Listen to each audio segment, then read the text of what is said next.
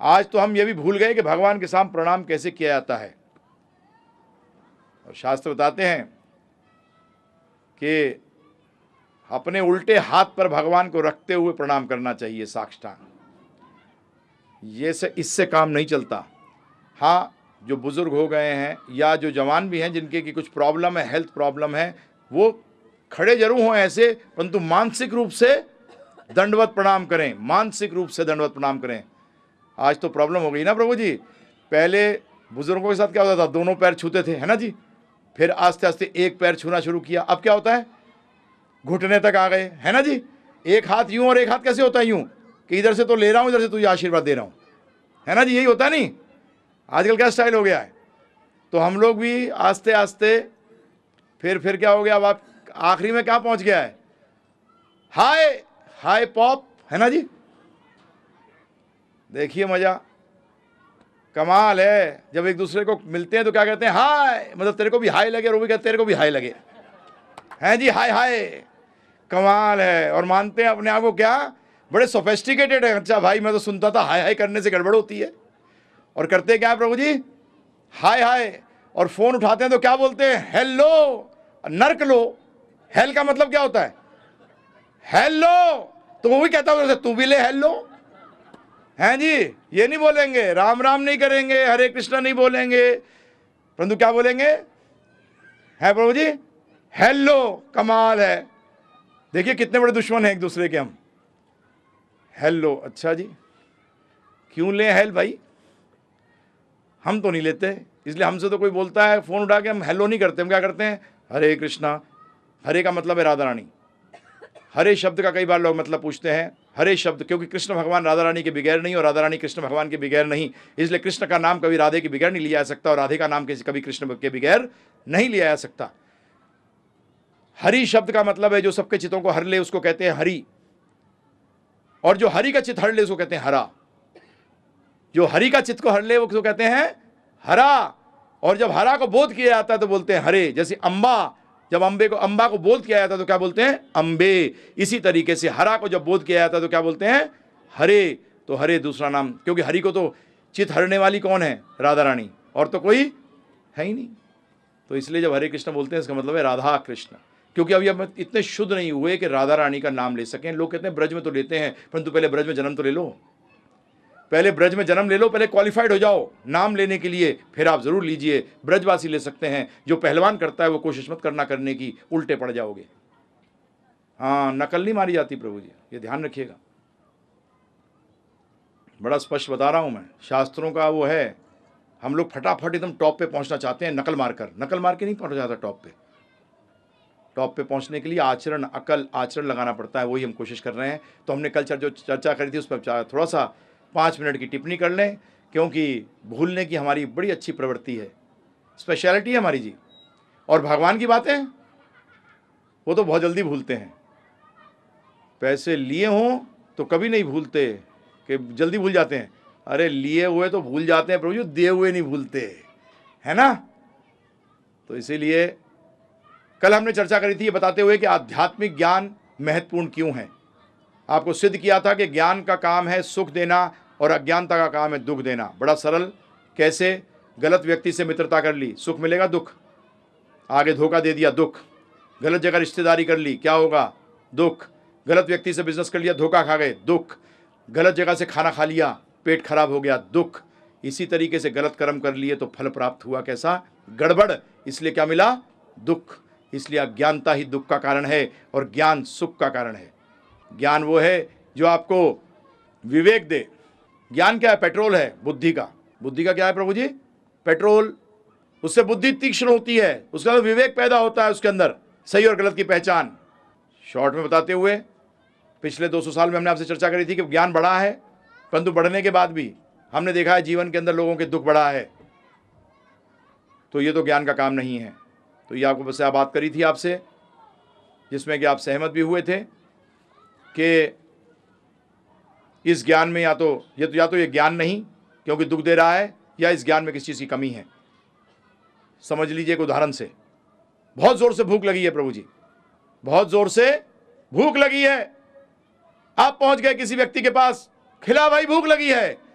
उसने आपको आधी कच्ची आधी पक्की रोटी दे दी, आधी कच्ची आधी पक्की, तो उस टाइम आप खा के क्या कर रहे हो?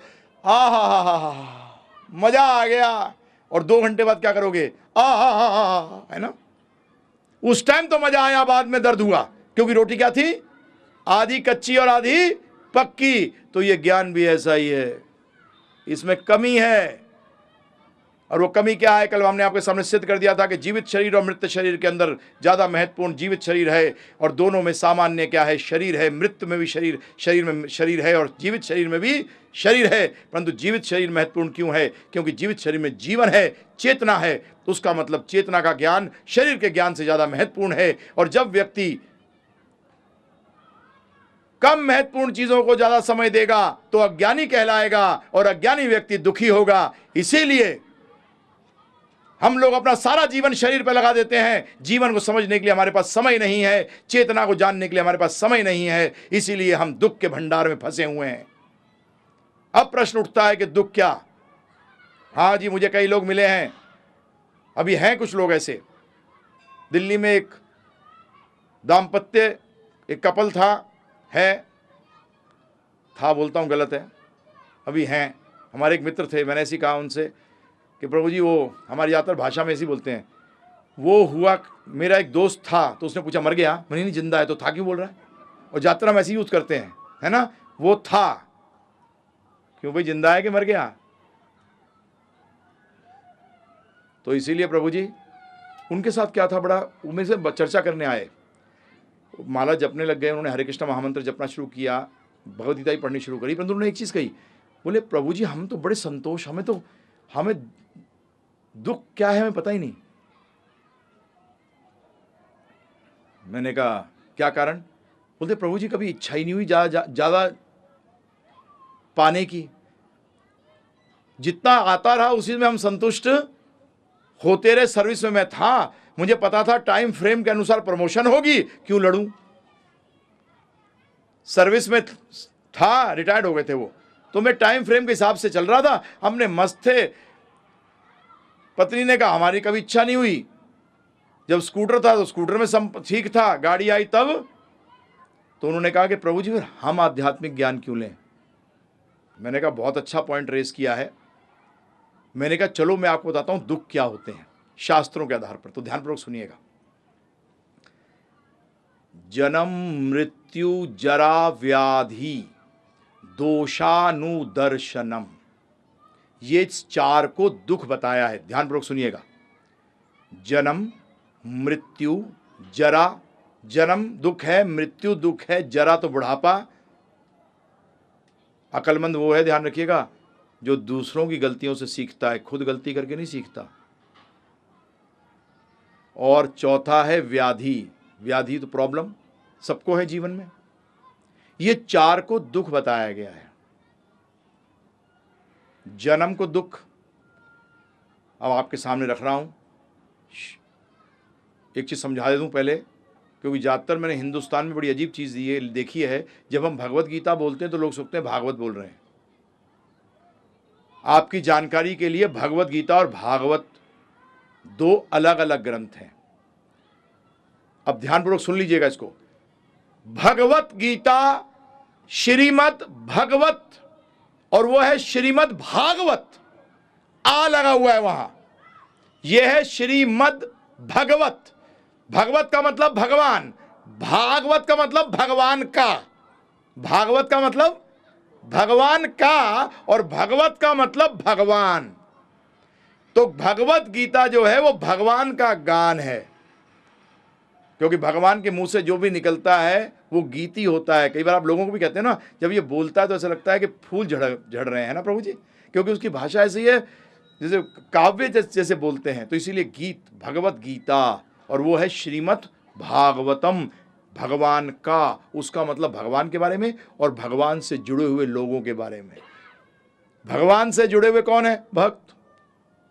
अब आप कहोगे प्रभु जी बाकी भी तो कुछ लोग होते हैं, रावण की भी चर्चा आई है 9वें स्कंद के अंदर, है जी, कंस की चर्चा भी आई है 10वें स्कंद के अंदर। तो ये तो भगवान से जुड़े हुए हैं ना, भगवान से जुड़े हुए हैं।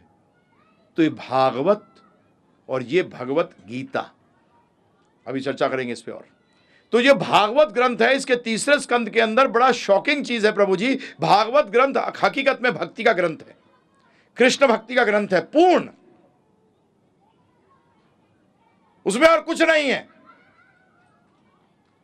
आज भागवत का विषय नहीं है, परंतु आप जो भागवत सुनते हो, मैं क्या बोलूं, वो एक मजाक है, भागवत का उपहास है। भागवत वो ग्रंथ है जो कि कहा गया है परमहंसों के लिए है। किसके लिए है? परमहंसों के लिए है। सतयुग में इसका नाम था परमहंस संहिता। क्या नाम था इसका? परमहंस संहिता। हंसों के लिए भी नहीं, किनके लिए? परमहंसों के लिए। तो एटलीस्ट सुनने वाले परमहंस और हंस नहीं हो, परंतु जो बैठकर वाच रहा है वो तो हंस होना चाहिए कम से कम, जो दूध और पानी को अलग कर सके। उस ग्रंथ के अंदर, इस पे अभी ग्रंथ पे तो चर्चा करूंगा आपसे, आगे भी समझाऊंगा आपको क्यों ऐसा बोला गया है, भागवत को क्यों ये श्रेणी पे उठाया गया है और भगवत गीता को इस श्रेणी पे बिठाया गया है। ये सब क्लियर है एकदम। भगवत गीता से बताऊंगा, सारे वेद एक नहीं है, वेदों में ज्ञान भी स्तरों पर है। ये सब समझ आपको गीता से बताऊंगा ये। तो भागवत के ग्रंथ के अंदर यह बताया गया है कि मां के गर्भ के अंदर एक जीव, एक बच्चा कैसे बड़ा होता है। और आज मेडिकल साइंस जो है वो अचंभित है कि इतना डिटेल जो हमें नहीं मालूम था, ये इस हजारों साल पुरानी पुस्तक, एक्चुअली वो हजारों साल पुरानी नहीं है, वो सनातन काल से है, क्योंकि भगवान के मुख से आई है। तो भगवान क्या है? सनातन है, इसलिए भागवत भी सनातन है। उसमें डिटेल है प्रभु जी, बड़ा क्लियर डिटेल है। उसमें कहा गया है, अब समझिए, जब इतना डिटेल सच है प्रभु जी, अगर 98 सही है तो 2 जो आगे 99 और 100 भी बताया गया वो भी सही होगा। इतना कॉमन सेंस तो लेके चले ना प्रभु जी, इतना सामान्य ज्ञान तो लेके चले। उसमें कहा गया है कि जन्म जो है वो बड़ा दुखदाई है।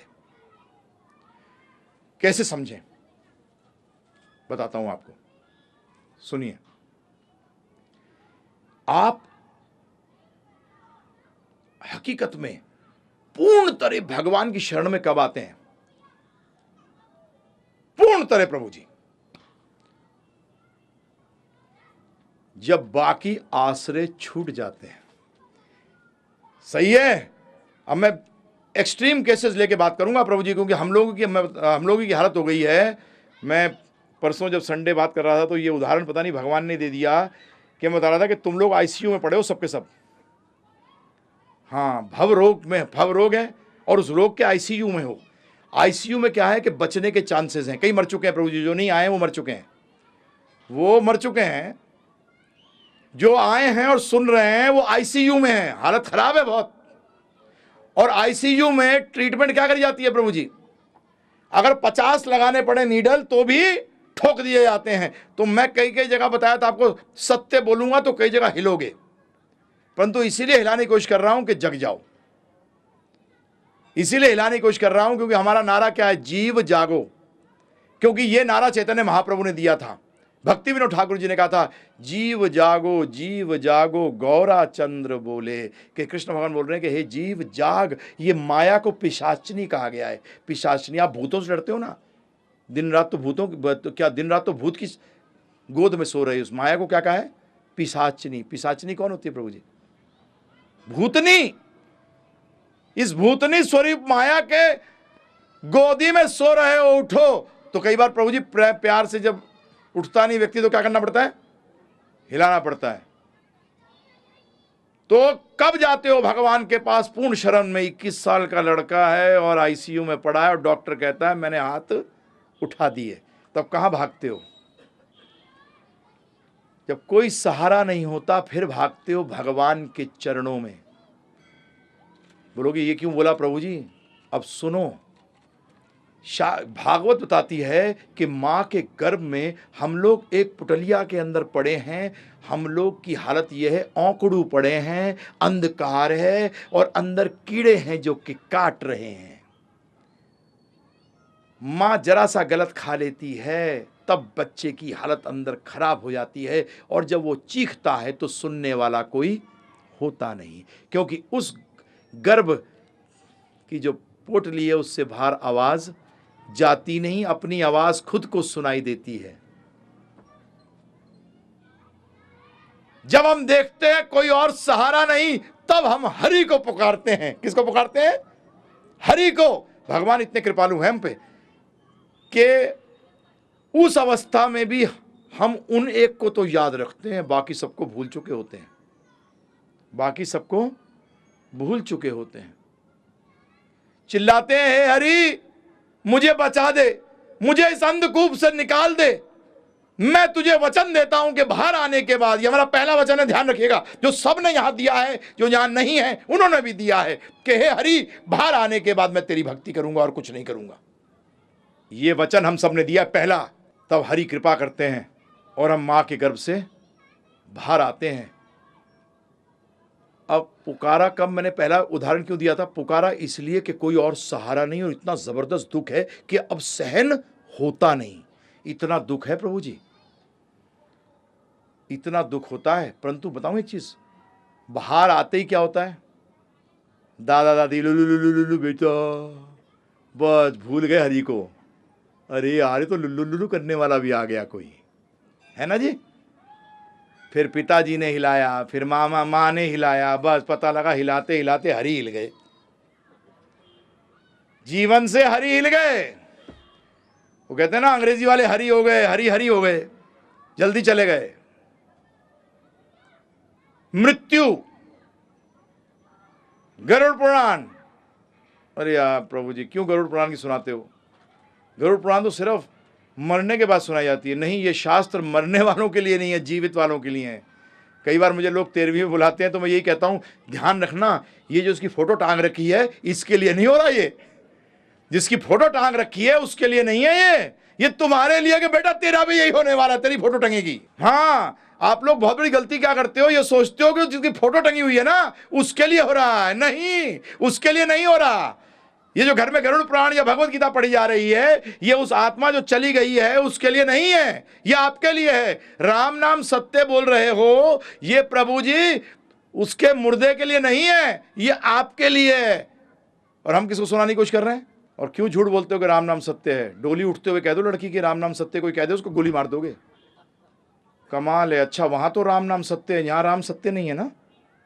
है प्रभु जी, है मोदी जी, क्या करोगे? हाँ, गोली मार दोगे उसको। क्या बोल रहा है बदमाश? लड़की की डोली उठ रही है और राम नाम सत्य बोलता है। ऐसे दोगले हैं हम। वो गरुड़ पुराण के अंदर लिखा है 40,000 बिच्छू जो एक साथ डंक मारते हैं, ऐसा पीड़ा होती है। 40,000 बिच्छू। अरे एक बिच्छू के डंक में तो हालत खराब हो जाती है, 40,000 एक साथ डंक मारते हैं प्रभु जी, तो हमारी हालत क्या होगी? सिर्फ भक्त को छोड़कर। बड़ा सरल है समझने के लिए। आज मेरे को, जैसे बच्चे को लीजिए आप, हमारी हालत बच्चे से अच्छी नहीं है। अभी मैं प्रूव करूंगा आपको 6 दिनों के अंदर कि हम लोग बड़े जरूर हो गए हैं परंतु बच्चे के बच्चे हैं। बच्चे को कोई चीज़ खिलौना पसंद आ जाए प्रभु जी, और आप उसके हाथ से वो खिलौना छीनना चाहो तो क्या होगा प्रभु? अरे रोएगा, झगड़ा करेगा, उसको इतना दुख होगा, पता नहीं क्या चला जा रहा है। इसी तरीके से शरीर से इतनी आसक्ति कर रही है कि जब यमदूतों ने आके निकाला तो नहीं छोड़ूंगा, बेटा छोड़ेगा कैसे नहीं। तो जब वो खींचता है तो वो फाड़ देता है शरीर से, और जब वो फाड़ देता है शरीर से प्रभु जी, तो 40,000 बिच्छू जैसे डंक मारते हैं, ऐसा दर्द होता है, क्योंकि आसक्ति पैदा कर ली है। जितनी ज्यादा आसक्ति पैदा करोगे उतना ही दर्द ज्यादा होगा। और भक्त को कोई आसक्ति होती नहीं भगवान को छोड़कर। तो कहते हैं, या वैसे तो यमदूत आते नहीं, पहली बात यमदूत आते लेने नहीं, और अगर गलती से गलत एड्रेस पे पहुंच भी जाएं, मैं कहा क्या हुआ, लेने आए चलो, तो कैसा दर्द? ध्यान रखिएगा, दर्द और कुछ नहीं है, ये आसक्ति जो छूट रही है, मेरा मेरा मैं मेरा, ये जब छूट रही है ना प्रभु जी, इसके कारण तो जन्म और मृत्यु को बताया गया है। और ध्यान रखिएगा, जब शरीर त्यागते हो ना प्रभु जी, उसी क्षण आपको एक दूसरा शरीर दे दिया जाता है जो कि बिल्कुल आपके जैसा होता है। जैसे आप थे ना लास्ट, ऐसे मैंने शरीर त्यागा तो मेरा जो अगला शरीर होगा बिल्कुल मेरे जैसा होगा, वही हाइट, वही रंग, वही शक्ल, बिल्कुल उस जैसा। परंतु उस शरीर के अंदर एक बड़ी एक स्पेशल चीज होती है कि वो मरता नहीं है, क्योंकि नरक ले जाना पड़ता है। नरक के अंदर प्रभु जी ले जाने से पहले ही हालत खराब हो जाती है। मैं नहीं बताऊंगा, नहीं तो रात को नींद नहीं आएगी, आस्ते आस्ते बताऊंगा। अभी तो इतना समझ लीजिए। किसने देखा है, मैं तो देखना नहीं चाहता, आपको देखना हो देख लेना, कोई और बात नहीं कर रहे। ये ऋषि मुनियों ने भी बताया है, भगवान ने बताया। बताओ भगवान हमें क्यों डराएंगे? उसमें लाभ क्या हो रहा है प्रभु जी? आज मैं अगर आपसे कह रहा हूं कि ऐसा होता है तो इससे मुझे लाभ क्या होगा बताइए? थोड़ा सा दिमाग लगाइए, बुद्धि लगाइए। शास्त्रों के अंदर जितना बताया गया है कि ये नहीं बताया गया कि तू रख, क्या बताया गया? छोड़। जो ब्राह्मण ज्ञान दे रहे हैं उनको क्या बोला गया है? उतना ही ले जितना तेरे को जरूरत है। अगर वो ज्यादा इकट्ठा करना चाह रहा हो तो आप कह सकते हो इसमें गड़बड़ है। परंतु प्रभु जी ऋषि मुनियों ने तो किसी को रखने की जरूरत ही नहीं थी, कमंडलू उठा के घूमते रहते थे उधर। नहीं प्रभु जी, बताइए आप मुझे, विश्वामित्र जी को क्या दोगे आप?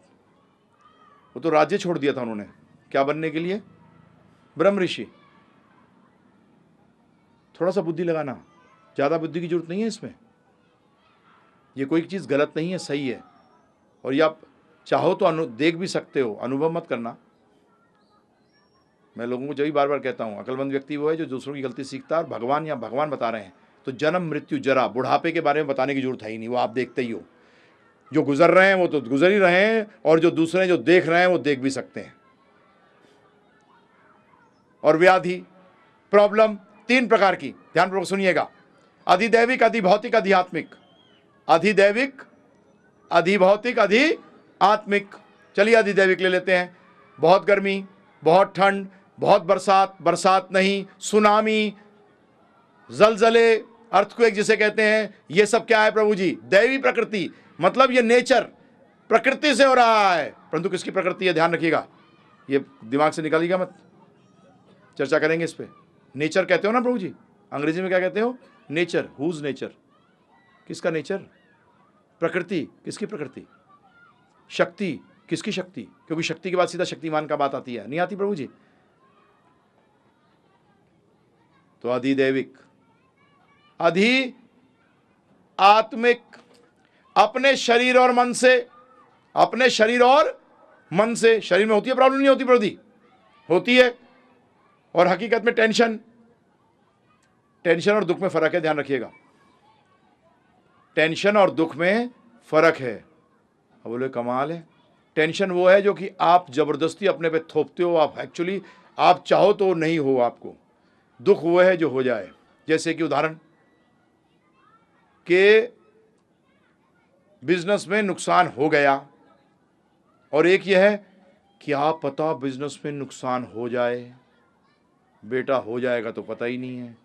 और आज लोगों की जीवन के अंदर टेंशन है, दुख कम है, क्योंकि हुआ नहीं है अभी। हो सकता है हो जाए। तो हम कितने अकलमंद हैं कि आज मैं कितना अच्छा बैठा हूं, कैसे बैठ गया? अच्छा, दुख होना चाहिए मुझे, चल 10 दिन बाद क्या हो सकता है गलत हो जाए, आज लिया हूं। दुखी हो रहा है। भाई क्यों दुखी हो रहा है? यार पता नहीं क्या होगा। अरे जो हो रहा है उसको देख। टेंशन मीन्स बड़ा क्लियर है ये, थिंकिंग ऑफ द एब्स्ट्रैक्ट जिसे कहते हैं, जिसके बारे में पता नहीं है। क्यों टाइम वेस्ट कर रहे हो उसके अंदर? आगे क्या होगा? कहते भी है, कहावत भी है, नाई से पूछा बाल कितने? अरे काट रहा हूं, सामने आ जाएंगे। क्यों टेंशन कर रहा है? किस चीज के लिए कर रहे हो? हैं, लड़की की शादी कब होगी? अबे जब होना होगा, जब होगी। तेरे सोचने से जल्दी हो जाएगी। अच्छा, नौकरी नहीं लग रही लड़के की, बेटा वो भी डिसाइडेड है, जब लगनी होगी जब लगेगी। ना पहले लगेगी ना बाद में लगेगी, अपनी मेहनत करे जा बस। इस चक्कर में मत लगे कि टेंशन करने लगा कल क्या होगा। क्या पता कल अच्छा होगा। वो 10 दिन बिगाड़ दिए ना प्रभु जी। भगवत गीता यही बताती है। जब मैं कर्म पे आऊंगा चर्चा करने के लिए, आपको और इसमें डिटेल में बताऊंगा कैसे आप जीवन में लगा सकते हो। तो ये इनको कहते हैं अधिआत्मिक। और अधिभौतिक, दूसरे जीवों के द्वारा कंपटीटर, है ना प्रभु जी, दुश्मन। मुझे कोई कहने लगा रिश्तेदार भी बोल दिया करो प्रभु जी साथ में।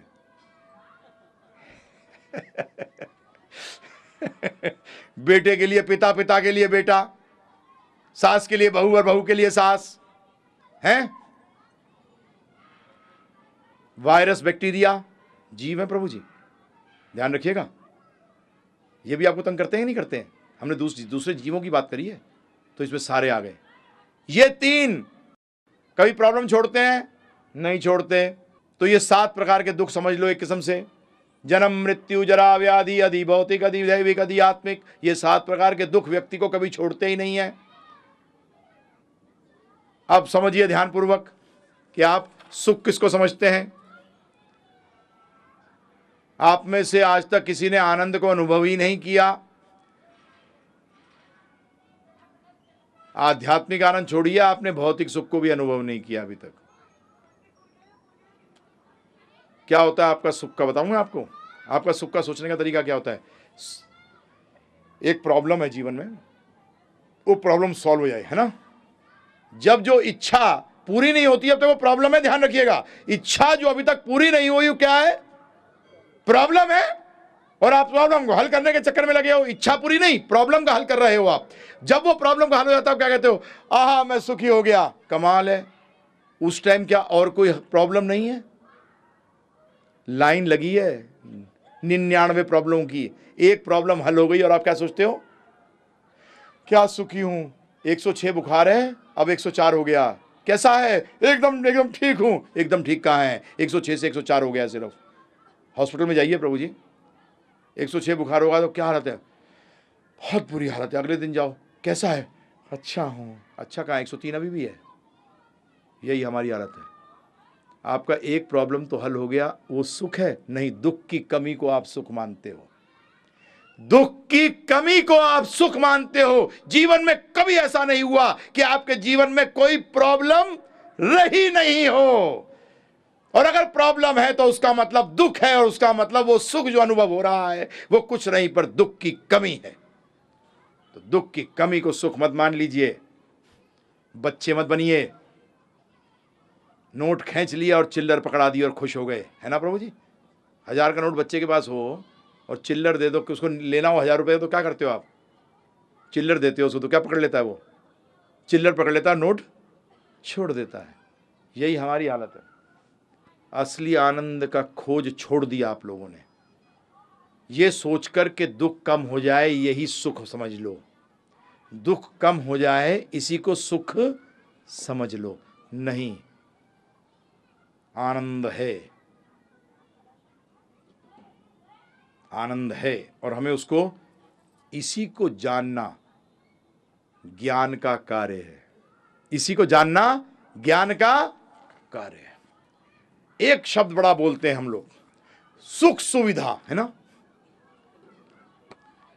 सुख सुविधा। अरे भाई ये दोनों को अलग रख। सुविधा तो पिछले 200 साल में बढ़ गई है, परंतु सुख तो नहीं बढ़ा प्रभु जी। उसका मतलब सुविधा बढ़ने से सुख बढ़ जाएगा, ये मत सोचिएगा। और आप लोग यही सोचते हैं कि सुविधा बढ़ने से सुख बढ़ जाएगा, नहीं, दुख कम हो जाएंगे। परंतु ध्यान रखिएगा, बहुत बुरी तरह फंसेंगे। एयर कंडीशन की आदत पड़ गई, अगर पावर उड़ गई तो प्रभु जी क्या होने वाला है, जो पहले हालत थी उससे भी बदतर हालत हो जाएगी। आज अगर टेररिस्ट कहीं पावर स्टेशन में लगा दे बम बम, तो हम तो गए 15-20 दिन में, 1 महीने के लिए। तो क्या होने वाला है प्रभु जी उसके बाद, जो पंखे में रहने की आदत होगी उसको कम दुख होगा, जिसको पंखे में रहने की आदत नहीं होगी उसे और कम दुख होगा, और जिसको एसी में रहने की आदत होगी वो गया, वो लाइन से ही गया है प्रभु जी। तो सुविधा भी कहाँ हुई। आप समझिए बात को, सुविधा क्यों नहीं आपको सुख दे रही, उसका कारण बताऊं क्या है। क्योंकि सुविधा शरीर से जुड़ी हुई है। सुविधा किससे जुड़ी हुई है, शरीर से जुड़ी हुई है, और सुख आत्मा से जुड़ा है। शरीर के लिए आपको प्रॉब्लम, बहुत चीजें करनी पड़ेंगी, तब भी इसको संतुष्ट नहीं कर सकते, परंतु आत्मा बड़ी जल्दी संतुष्ट हो जाती है। आत्मा बड़ी जल्दी संतुष्ट होती है प्रभु जी। मन और शरीर कभी संतुष्ट आराम से नहीं होता। ये सुविधा किसको संतुष्ट करने की कोशिश कर रही है। एयर कंडीशन से आत्मा संतुष्ट नहीं हो रही।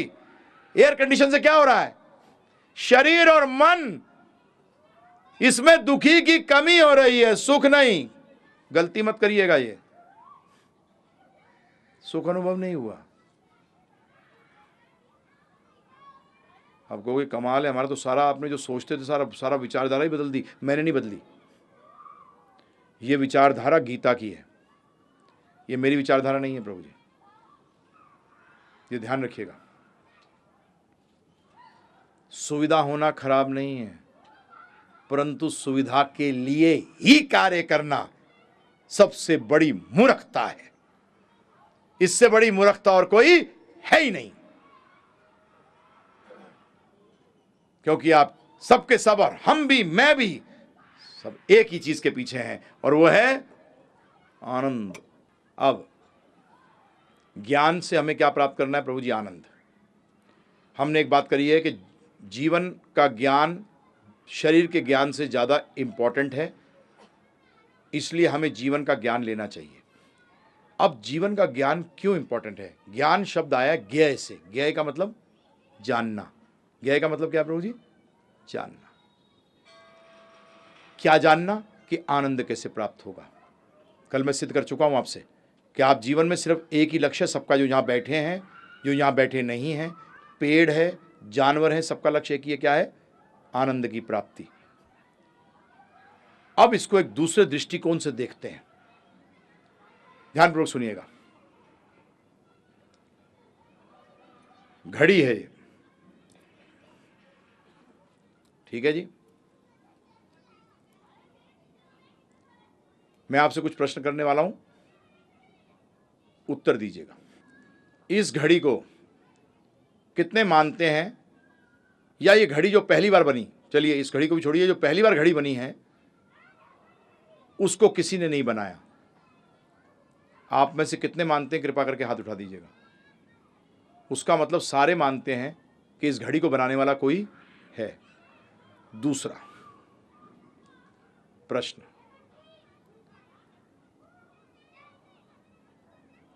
आप में से कितने लोग मानते हैं जिसने पहली बार घड़ी बनाई है वो मूर्ख था?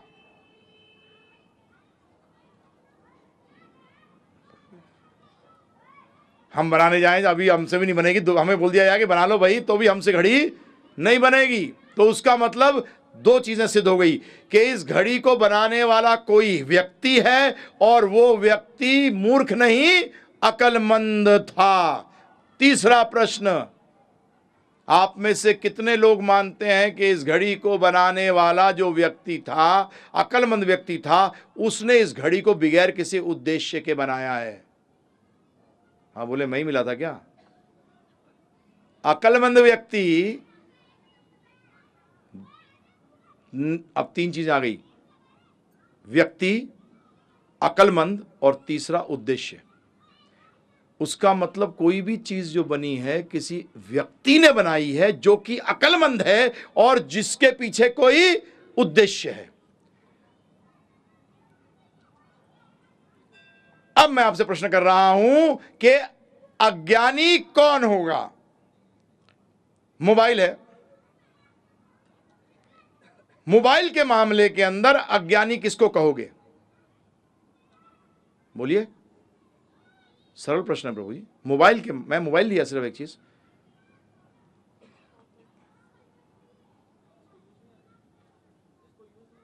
बिल्कुल, जिसको कि उसका पर्पस, जिसको कि उसका उद्देश्य नहीं मालूम। बिल्कुल ठीक। क्या है? सिंपल चीज है कि अज्ञानी व्यक्ति कौन होगा मोबाइल के मामले में? जो कि मोबाइल के उद्देश्य को नहीं जानता कि ये क्या करता है। राइट? वो सुखी होगा, दुखी होगा? अज्ञानी व्यक्ति तो दुखी होगा, क्योंकि वो अज्ञानी है। उसका मतलब वो मोबाइल का सही इस्तेमाल नहीं कर पाएगा, और सही इस्तेमाल जो नहीं जानता है, हकीकत के अंदर उसको हम क्या कहते हैं? जैसे बच्चे के हाथ में आपने मोबाइल दे दिया, तो उसके साथ वो क्या करेगा? बोलो प्रभु जी, बात करने के सिवाय उसका सब कुछ करेगा। राइट? एक बच्चे के हाथ में आप मोबाइल दे दीजिए, वो बात करने के सिवाय उसके साथ जो आप सोच भी नहीं सकते वो भी कर देगा। सिर्फ क्या नहीं करेगा? बात नहीं करेगा उसमें। तो इसीलिए क्या कहलाता है? बच्चा अज्ञानी। हाँ, ये कोई बहुत अच्छा, मेरे को कोई कहे ना कि आप बच्चे हो, तो ये मेरे लिए कोई, मैं अच्छा नहीं समझता इसको, अच्छा मूर्ख समझा है मुझे। बच्चे का मतलब क्या है प्रभु जी? मूर्खता कोई श्रेष्ठता नहीं है, कृपा करके ध्यान रखिएगा। सिंपल व्यक्ति होना और मूर्ख होना दोनों में फर्क है। I don't want to be called मूर्ख। मैं मूर्ख माना, मैं मूर्ख कहे कोई नहीं, ये मेरे को, मैं नहीं चाहूंगा कोई कहे। क्यों कहे भाई? परंतु अगर हम किसी वस्तु का किस लिए वो बनाई गई है, तो आज मैं आपसे प्रश्न कर रहा हूं, ये सृष्टि की रचना किस लिए करी गई है? ये शरीर को देखिए, इस शरीर की रचना किस लिए करी गई है? ये पहली बात तो बताएगा कौन? कौन बताएगा?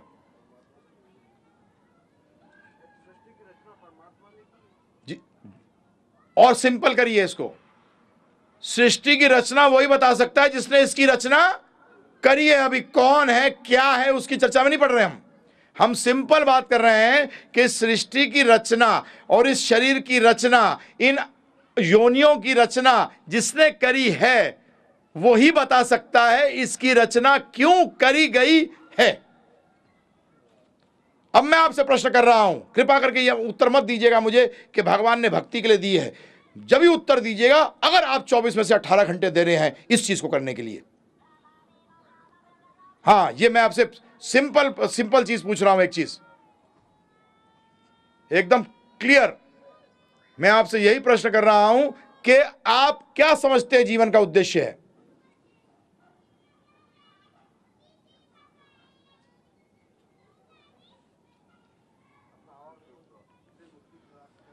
आप कितना समय लगा रहे हैं उसके लिए? जीवन में कितना लगाया अभी तक?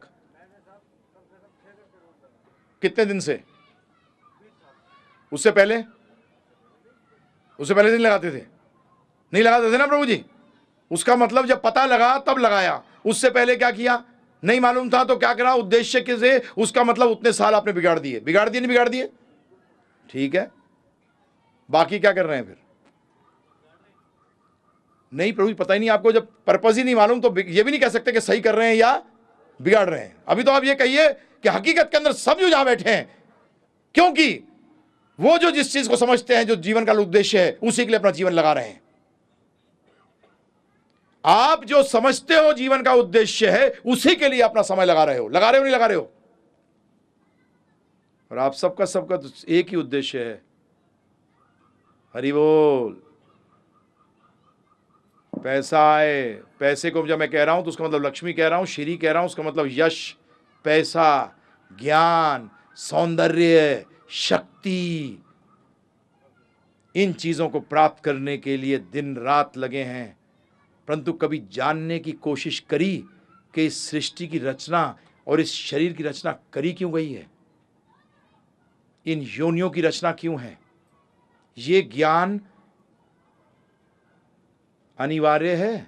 मेरे ख्याल से तो लोग सोचते हैं, मेरे ख्याल से आज मैं आपको एक नया सा कोई गैजेट दिखा दूं यहां, तो पूछूं कि ये किस लिए बना है, तो सब अपनी अपनी राय दे देंगे, हैं जी। और क्या पता वो हाथ में मैं बम लेके घूम रहा हूं। आप सोचेंगे साधु के हाथ में बम नहीं होगा, कुछ और चीज होगी। तो कोई कुछ कह रहा है, कोई कुछ कह रहा है, मैं कहता हूं बेटा बम में आखिरी में, तो क्या होगा प्रभु जी? जबकि आपको बोल दूंगा कि 5 मिनट का समय था इसको फटने के लिए, पूरा टाइम हो गया। अगर पहले मुझसे पूछ लिया होता तो उस बम को फेंक देते, तुम बच जाते। अगर तुमने पहले कह दिया होता क्या कि मुझे मालूम नहीं है। नहीं, या तो माता पिता सोचते हैं, हिंदुस्तान के अंदर तो एक और बहुत गड़बड़ है कि जहां सफ़ेद बाल हो गए समझ लो कि हमको सारी अकल आ गई। सॉरी, ये हमारे शास्त्र नहीं कहते, ये हमारे शास्त्र नहीं कहते। आप लोग अपने फील्ड में कहीं ना कहीं टॉप पे होगे। हो सकता है आप फिजिक्स में साइंटिस्ट हो, केमिस्ट्री में साइंटिस्ट हो सकता है मेडिसिन के अंदर टॉप पे हो सकता है आपने कोई धंधा किया और पैसे कमाने में टॉप पे हो। उसका ये मतलब नहीं है कि आप ये भी जानते हो कि जीवन का लक्ष्य क्या है। आप ये भी जानते हो कि सृष्टि की रचना क्यों करी गई है। जब तक आपने सीखा नहीं, आपने जाना नहीं, आपको पता नहीं है, तो आप जीवन कैसे चला रहे हो बताइए आप मुझे। कई लोगों ने तो अपना पूरा जीवन लगा दिया, किसी की 70 साल की उम्र, किसी की 80 साल की उम्र। ये आध्यात्मिक ज्ञान हमें यह बताता है कि जीवन का लक्ष्य क्या है। अब बताइए, इससे महत्वपूर्ण और कोई ज्ञान हो सकता है क्या, जो आपको यह बताए कि आपका लक्ष्य क्या है, यह सृष्टि की रचना क्यों करी गई है। क्या लाइफ लीड कर रहे हैं प्रभु जी? वही बच्चे वाली है ना प्रभु जी? बच्चे वाला हुआ ना, मोबाइल का पूरा हर चीज इस्तेमाल किया, सिर्फ उस पर कभी एक भी कॉल नहीं करी।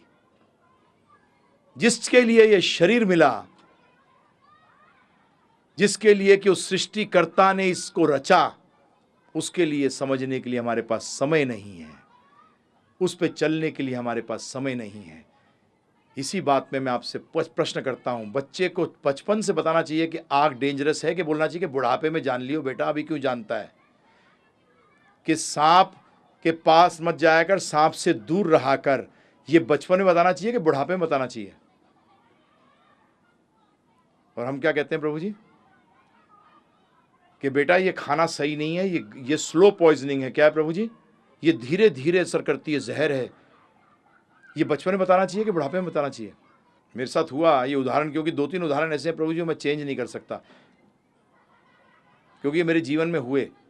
मैं एक स्कूल के अंदर, दिल्ली के अंदर लेक्चर देने गया, बच्चों को दे रहा था प्रभु जी। 7वीं 8वीं 9वीं 10वीं क्लास के बच्चे थे। तो मैं जब जैसे उनके हॉल में घुसा, तो उस टाइम वो जो टीका लगाते हैं ना, वैक्सीनेशन की वो चल रही थी ड्राइव। तो चारों तरफ हॉल के अंदर जिसके लिखा होता टीके लगवाओ टीके लगवाओ। तो मैं जैसे ही निकल रहा था तो एक टीचर मेरे को सुनाई दिया, बोली ये भी कोई उम्र होती है इनको बुला लिया है ये सुनने की। तो मैंने कहा बहुत अच्छा, भगवान ने बुलवा दिया। कुछ बोलने सोच रहा था क्या बोलूं बच्चों के बीच में। तो मैंने कहा पहले तो इन टीचरों को सुधारो, पहले तो इन टीचरों को सुधारो। मैं स्टेज पे बैठा प्रभु जी, और बैठते ही मैंने कहा क्या कर रहे हो, ये टीके को तो बुढ़ापे में लगवाना चाहिए। मैंने क्या प्रश्न किया प्रभु जी, क्या कर रहे हो, ये अब तुम क्या पोलियो के टीके अभी लगवा रहे हो, ये तो बुढ़ापे में लगवाना, 60-70 साल की उम्र में लगवाना इन बच्चों को। एकदम प्रिंसिपल उठ गई प्रभु जी, टीचर उठ गए, ये आप क्या कह रहे हैं। मैंने कहा आपकी टीचर ने कहा, हमारी टीचर ने कहा कि टीका बाद में लगवाना चाहिए। मैंने कहा शुरू में क्यों लगाना चाहिए टीका, मुझे समझाओ। तो बोले क्योंकि जीवन भर उससे बचाव, बीमारी से बचाव रहेगा। मैंने कहा जब दुख होता है तो कहां भागते हो, बोलते भगवान के पास। तो मैंने शुरू से क्यों नहीं भागते? बेटा जब बीमारी हो जाती है फिर टीका काम नहीं करता। जब बीमारी हो जाती है ना, उसके बाद टीका काम नहीं करता है प्रभु जी, करता है उस टाइम। ध्यान रखिएगा, जब अंजर पंजर हिल जाते हैं, हाथ पैर टूटे हो, फिर डॉक्टर कहे रोज भागा कर 2 घंटे कम से कम। बोले पागल है क्या तू? बोले पहले बताया होता तो आज हाथ पैर नहीं टूटते। ये आध्यात्मिक ज्ञान अब सुन लीजिए। कई बार लोग सोचते हैं भक्ति करने वाले को दुख नहीं होता, एक्चुअली वो स्टेटमेंट दूसरा बोलते हैं, प्रभु जी आप भी तो भक्ति कर रहे हो, आपको भी तो दुख है। अब एक चीज समझ लीजिएगा, या समझा दूं आपको 1 मिनट के अंदर कि इसका मतलब क्या है।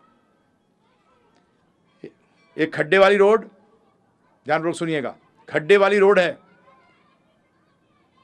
ऑटो में जाओगे तो पीठ की क्या हालत होगी, और जितनी देर दौड़ाओगे उतनी पीठ की और हालत अच्छी होगी खराब होगी? खराब होगी, ठीक है। आप हर टाइम ऑटो पे जाते थे वहां से, अब आपके साथ में एक मित्र आपका खड़ा है और आप रोड के साथ में खड़े हो, उस दिन साइड में एक व्यक्ति मर्सिडीज में जाता है उस खड्डे वाली रोड पर। आप कहते हो अरे गया अंदर बैठे वाले के तो रीढ़ की हड्डी की हालत खराब हो गई, परंतु साथ वाला मर्सिडीज में बैठा हुआ इस रोड के ऊपर, वो क्या कहता है, बोलता है इसको पता भी नहीं लग रहा, क्योंकि सस्पेंशन इतनी बढ़िया होती है कि खड्डा पता नहीं लगता। अब बताइए खड्डा बदल गया कि गाड़ी बदल गई? आध्यात्मिक ज्ञान लेने का मतलब है खड्डे खत्म नहीं होंगे परंतु गाड़ी बदल जाएगी। खड्डे खत्म नहीं होंगे, ये मत सोचना खड्डे खत्म हो जाएंगे। आप लोग एक बहुत बड़ी गलती करते हो, जब भी तो मंदिर आते हो क्या मांगते हो, खड्डे खत्म कर दो। भगवान कहते हैं खड्डे तूने बनाए हैं बेटा, मैंने नहीं बनाए। अपनी सड़क हमने सबने खुद ने उसका निर्माण किया है, भगवान ने नहीं किया। तो ये चीज क्लियर रखिएगा। आध्यात्मिक ज्ञान लेने से ये मैं गारंटी कर रहा हूं आपको 100% कि आपकी गाड़ी बदल जाती है, दुख नहीं होते हैं। आप बोलोगे आपने गारंटी है प्रभु जी? देखिए मैं तो सेल्समैन हूं इसका। किसका सेल्समैन हूं? राधा गोविंद देव जी का सेल्समैन हूं। और सेल्समैन का काम क्या है? मैन्युफैक्चरर जो कहे उसको आगे दे दे। मैं वारंटी नहीं दे रहा, क्या दे रहा हूं? गारंटी। सुसुखम कर्तुम अव्ययम, भगवान गीता में कहते हैं जो इस पथ पर चलेगा सुसुखम, उसको सुख नहीं मिलेगा। क्या मिलेगा? क्योंकि प्रभु जी खड्डे वाली सड़क पे मर्सिडीज में वैसे ही आनंद अलग, और फिर खड्डे फड्डे तो पता ही लग रहे। जब ही भगवान ने क्या कहा? सुखम नहीं, क्या कहा है? सुसुखम। और जो व्यक्ति कहे क्या भक्ति करते करते इतने दिन हो गए फिर भी दुखी हूं, उसका मतलब बेटा अभी तक तू मर्सिडीज में बैठा ही नहीं है। तू ऑटो को फालतू में मर्सिडीज समझ रहा है, अभी तक ऑटो में ही था, ऑटो में ही है। क्योंकि अगर भक्त है तो तेरे मुंह से कभी ये निकल ही नहीं सकता कि मैं दुखी हूं, क्योंकि वो गाड़ी, भगवान कह रहे हैं गीता के अंदर 9वें अध्याय के दूसरे श्लोक के अंदर, सुसुखम। क्या सुखम? सु का मतलब बहुत, सुखम, सुसुखम कर्तुम, जो करता है। हाँ ध्यान रखना, पाठ नहीं। ये बस 700 श्लोक के भगवत गीता के रोज पाठ करता हूं, पाठ करने की बात नहीं, कर्तुम, करना है। ज्ञानम विज्ञानम, ज्ञान को विज्ञान में लाना है। विज्ञान का मतलब जीवन में, और ये सारा आ सकता है। ज्ञानम विज्ञानम सहितम, भगवान साफ कह रहे हैं इस बात को।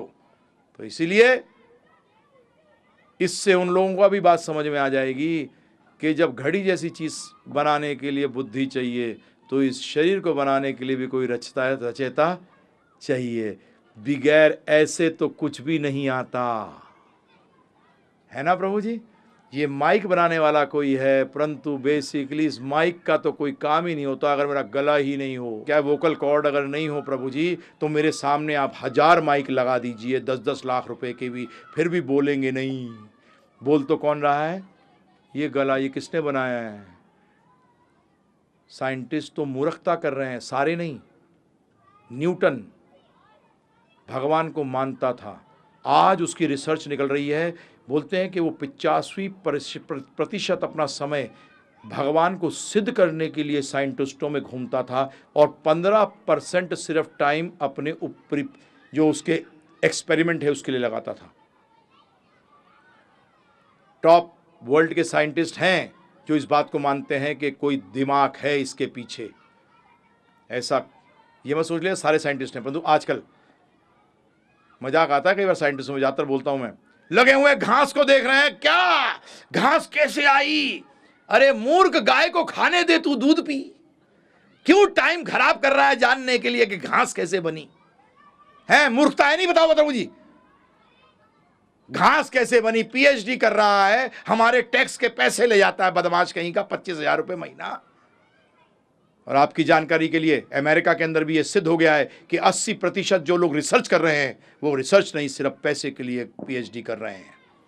क्योंकि पीएचडी रिसर्च स्कॉलर को क्या मिलता है? पैसा मिलता है, इसलिए कर रहे हैं। कितने प्रतिशत प्रभु? 80 to 85%। एक ने तो इसको रिजेक्ट किया, उसने कहा है कि 96%। तो मैं तो लोअर ले लिया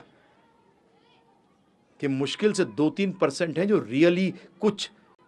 और अंग्रेजी का शब्द ही देखिए प्रभु जी, हम टाइम वेस्ट नहीं करते इस पे। बताऊं क्यों? रिसर्च का मतलब क्या है? Search is already been done, why researching the search. Research शब्द का मतलब क्या है? जो अंग्रेजी थोड़ा जानते हैं, सर्च हो चुकी है, उसको क्या कर रहे हैं? क्यों टाइम वेस्ट कर रहा है? हैं रिसर्च करने में? सर्च तो हो चुकी है, तू री कर रहा है, फिर दोबारा कर रहा है, क्यों? Why wasting time? क्यों टाइम बर्बाद कर रहा है भाई? तो इसीलिए प्रभु जी सुसुखम कर्तुम अव्ययम। इसलिए जो व्यक्ति कहे कि मैं भक्त हूं परंतु इतना दुखी हूं, प्रभु जी उसका मतलब अभी वो भक्ति की गाड़ी में सवार नहीं हुआ, अभी नहीं हुआ। आखिरी एक उदाहरण दे दूं आपको, क्योंकि मैं इस बात को, कील को ठोकना चाहता हूं प्रभु जी। कई बार एक बार से अंदर नहीं जाती तो हथौड़ा क्या करते हो? दोबारा मारते हो, तिबारा मारते हो। मैं चाहता हूं अंदर चली जाए पूरी। जिनको अभी भी समझ में नहीं आया उनके लिए एक और उदाहरण दे देता हूं कि एक बच्चा है, स्टूडेंट, आपका लड़का समझ लीजिए, पूछ रहा है एक व्यक्ति अपने बच्चे से, बेटे तूने कपड़े वपड़े साफ कर लिए, पहन लिए साफ सुथरे कपड़े? हाँ पिताजी। तूने बेटा ब्रेकफास्ट खा लिया? हाँ पिताजी। तूने बेटा जूते वूते चमका के पहन लिए? हाँ पिताजी। तूने किताबें अंदर रख ली? हाँ पिताजी। तूने इम्तिहान की तैयारी कर ली बेटा? नहीं पिताजी। बताइए आप, हमारे साथ भी यही होता है। यमदूत आते हैं, क्या किया? अरे बिजनेस किया, करोड़ों कमाए। अच्छा, और क्या किया? अबे गाड़ियां ली दुनिया किस्म की। और क्या किया? बड़े बंगले बनाए। और क्या किया? नहीं और क्या? मृत्यु की तैयारी करी। वो क्या होता है?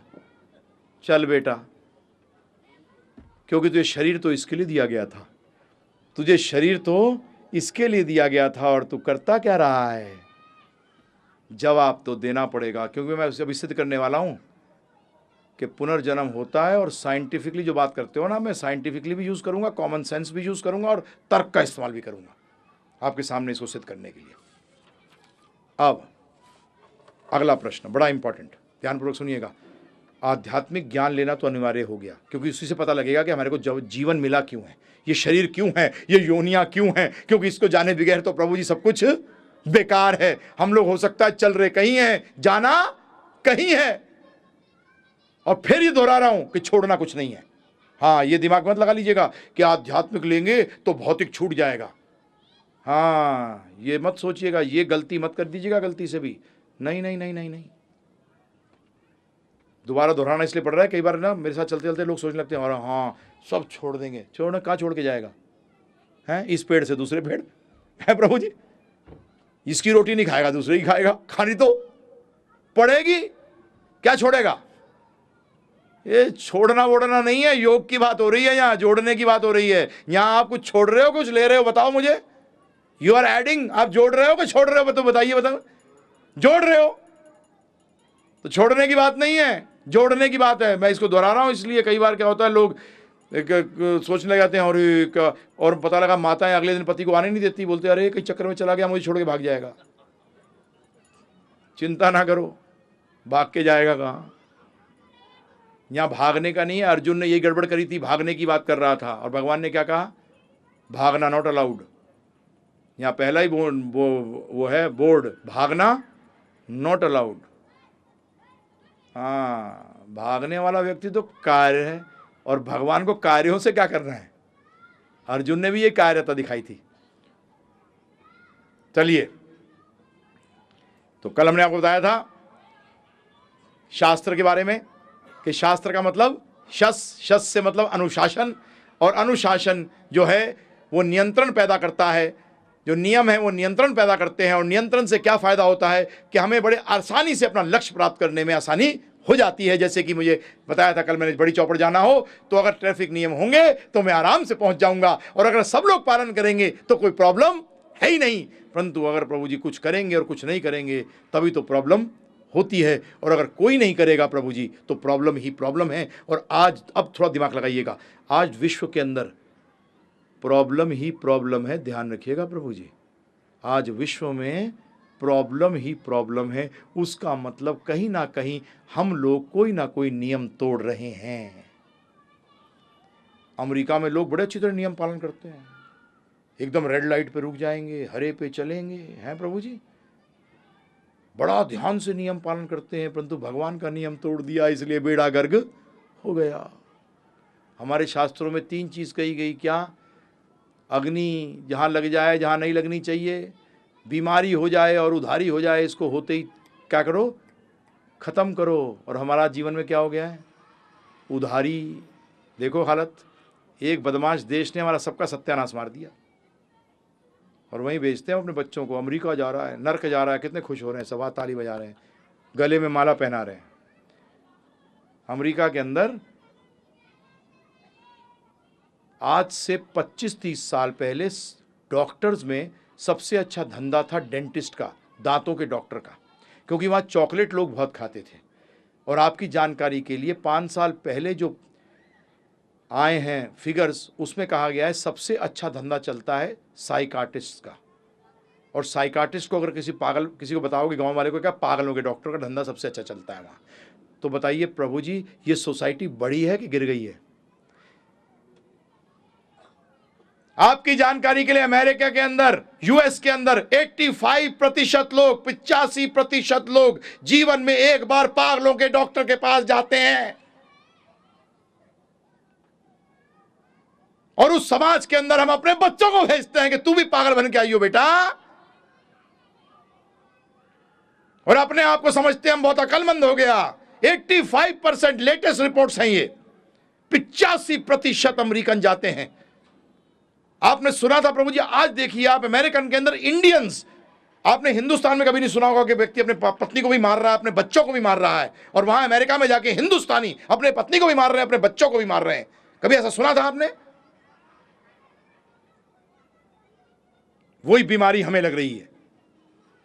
किसकी तरफ आप देख रहे हो? मैक्लॉय ने कहा था 1850 के अंदर, जब वो आया हुआ था हिंदुस्तान, तो उसने कहा था I travelled the length and breadth of India, मतलब मैंने ऊपर से लेकर नीचे तक, उत्तर से दक्षिण, पूरब से पश्चिम तक घूमा, परंतु मैंने एक भिखारी नहीं देखा। मैंने एक भिखारी नहीं देखा। ये उसने लेटर लिखा था पार्लियामेंट को, ब्रिटिश पार्लियामेंट को लेटर लिखा था 1850 के अंदर कि मैंने ये ट्रैवल किया है और मैंने किसी व्यक्ति को दुखी नहीं देखा, सब संतोषी थे। चाहे पैसा था किसी के पास, कम था ज़्यादा था, परंतु मैंने दुखी नहीं देखा। और उसने लिखा है इन लोगों के पास वो ज्ञान है, ऐसा ज्ञान मैंने कभी देखा नहीं है। लोग अपने जीवन में लगाते हैं और इनको किसी चीज़ की ज़रूरत नहीं है। तो हमें पहला काम क्या करना पड़ेगा? इनको अपनी ज्ञान के प्रति जो आसक्ति है उसको तोड़ना पड़ेगा। और वो सफल हो गए, और आज वो सफल हो गए हैं उसमें। आज हमारी सारी, हम लोग जिस चीज को छोड़ रहे हैं, आज अमेरिका के अंदर 75% एमएनसीज जो हैं वो गीता को अपने मैनेजमेंट के अंदर लगाना चाहती हैं, क्योंकि वो फेल हो चुके हैं। कितने परसेंट प्रभु जी? फिर भी मैं 15% कम बता रहा हूं आपको जानबूझ के। अगर आप स्टैटिक्स में जाओगे तो 90% आया है, परंतु मैंने कहा यार हो सकता है गोली दे रहा हो तो 75 कर दो। हिंदुस्तानी हूं ना, थोड़ा कंजर्वेटिव हूं, कंजर्वेटिव फिगर्स लेके चलता हूं। और ये मुझे टॉप एक आईटी प्रोफेशनल में गुड़गांव से मुझे ईमेल किया था, क्योंकि मेरी चर्चा हुई थी उससे एक बार, तो उसने कहा था आपकी बातें जितनी हैं वो सब सही निकल रही हैं अब। मैंने कहा मैंने नहीं कही कुछ भी भाई, हम तो गीता की बात को दोहरा रहे हैं। आज उसी ज्ञान को आप छोड़ने के चक्कर में लगे हैं। आज इसीलिए ये प्रॉब्लम आ रही है कि हमने उन नियमों को तोड़ना प्रारंभ कर दिया। तो अब प्रश्न उठता है कि मनुष्य हो के हमें कौन से जिज्ञासा करनी चाहिए? वेदांत सूत्र में कहा गया है अततो ब्रह्म जिज्ञासा। अततो का मतलब होता है अब। तो अब का मतलब क्या है? आपको कौन सा शरीर मिला हुआ है अभी? मनुष्य का। अब ये मनुष्य शरीर प्राप्त हुआ है, अब ब्रह्म को जानने की कोशिश कर। ब्रह्म का मतलब क्या है? आध्यात्म। अभी ज्यादा चक्कर में पढ़ना, ब्रह्म के बारे में बताऊंगा आपको, परंतु अभी इतना समझो, ब्रह्म का मतलब दिव्य, ब्रह्म का मतलब आध्यात्म, ब्रह्म का मतलब सब कुछ जानने की कोशिश करो। सिर्फ एक ही पहलू मत जानने की कोशिश करो जीवन में। आप लोग सब, हम लोग सब एक ही पहलू को जानने की कोशिश करिए। इसलिए हमारा जीवन क्या हुआ है? एक तरफा, एक पहिए पे गाड़ी आगे नहीं चलती प्रभु जी, वहीं वहीं वहीं घूमती रह जाएगी, और वही हमारी जीवन वहीं से शुरू हुई और वहीं खत्म हो रही है। हम कहीं आगे नहीं बढ़े, कहीं आगे नहीं बढ़े। अब प्रश्न उठता है, ध्यानपूर्वक सुनिएगा, मैं आपके सामने कुछ प्रश्न रखूंगा जिनका उत्तर हमें ढूंढना चाहिए। सरल। हवाई जहाज उड़ता हुआ देखते हो, जो अक्लमंद व्यक्ति होगा वो सोचेगा यार क्या दिमाग होगा उस व्यक्ति ने जिसने पहली बार हवाई जहाज हवा में उड़ा दिया। नहीं होगा प्रभु जी दिमाग, आज हम कहाँ उड़ा सकते हैं। क्या दिमाग होगा जिस व्यक्ति ने इसको हवा में उड़ा दिया। परंतु एक कदम आगे सोचो, उसका दिमाग क्या होगा जिसने कि ये ग्रह हवा में उड़ा दिए। सोचो प्रभु जी, एक हवाई जहाज को उड़ाने के लिए आपको सोचते हो अरे क्या साइंटिस्ट है, क्या दिमाग है, इसको नोबेल प्राइज देना चाहिए। तो फिर जिसने ये ग्रह हवा में उड़ा दिए उसको क्या देना चाहिए? उसकी क्या बुद्धि होगी? अच्छा बाई चांस हवा में उड़ जाता है क्या हवाई जहाज? आज भी बाई चांस नहीं उड़ता, हवा में उड़ता है प्रभु जी, हैं? कभी सोचो, दिमाग लगाइए। कभी ऐसा हुआ आप मॉर्निंग वॉक के लिए निकलते हो ना प्रभु जी, सुबह सुबह टहलने निकले, दो दोस्त वापिस आए तो बोले कि अरे दूसरा साथ में था वो कहाँ गया? अरे यार वो थोड़ा तेज चल गई, धरती उड़ गया। हो ही जाएगा, अगर थोड़ा तेज चल जाए तो क्या होगा प्रभु जी? हम लोग सबके सब कहाँ उड़ जाएंगे?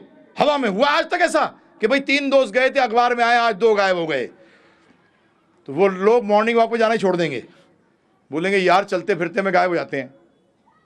हुआ आज तक ऐसा? हाँ, और आप बोलते हो ये बाई चांस हो गया है। मैं आपसे ही प्रश्न कर रहा हूं कि अगर मैं आपसे कहता हूं इस घड़ी को बनाने वाला कोई नहीं है, तो ये विश्वास अंधविश्वास है कि सही विश्वास है? तो उसका मतलब ये मानना कि इस पृथ्वी को हवा में जिसने घुमा रखा है, जिसने ऐसा बना दिया है, ना मानना अंधविश्वास है। बनाने वाला है।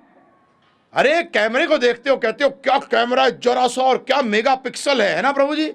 अरे इस कैमरे को देखो, क्या जबरदस्त कैमरा है। आज ऐसा हुआ जोशी जी कभी कि आपने किसी को देखा, बोला यार कल आइयो इसको मैं प्रोसेस कर लूं, है ना, कि फोटो आज खींची है, कल देखूंगा क्या निकली। अरे इंस्टेंट और 3 डायमेंशनल, 3 देखिए, गहरा भी, ऊंचा, लंबा, तीनों चीजों के अंदर। और कलर कैसे, इससे देखा जाता है नेचुरल है कि नहीं है। ये कैमरे को तो भूल गए। अच्छा अपने आप आ गया ये, तो कैसे भी बन गया। अच्छा जी, कैसे भी, क्या दिमाग है। ये जानने की कोशिश करिए वो कौन है, पहला प्रश्न।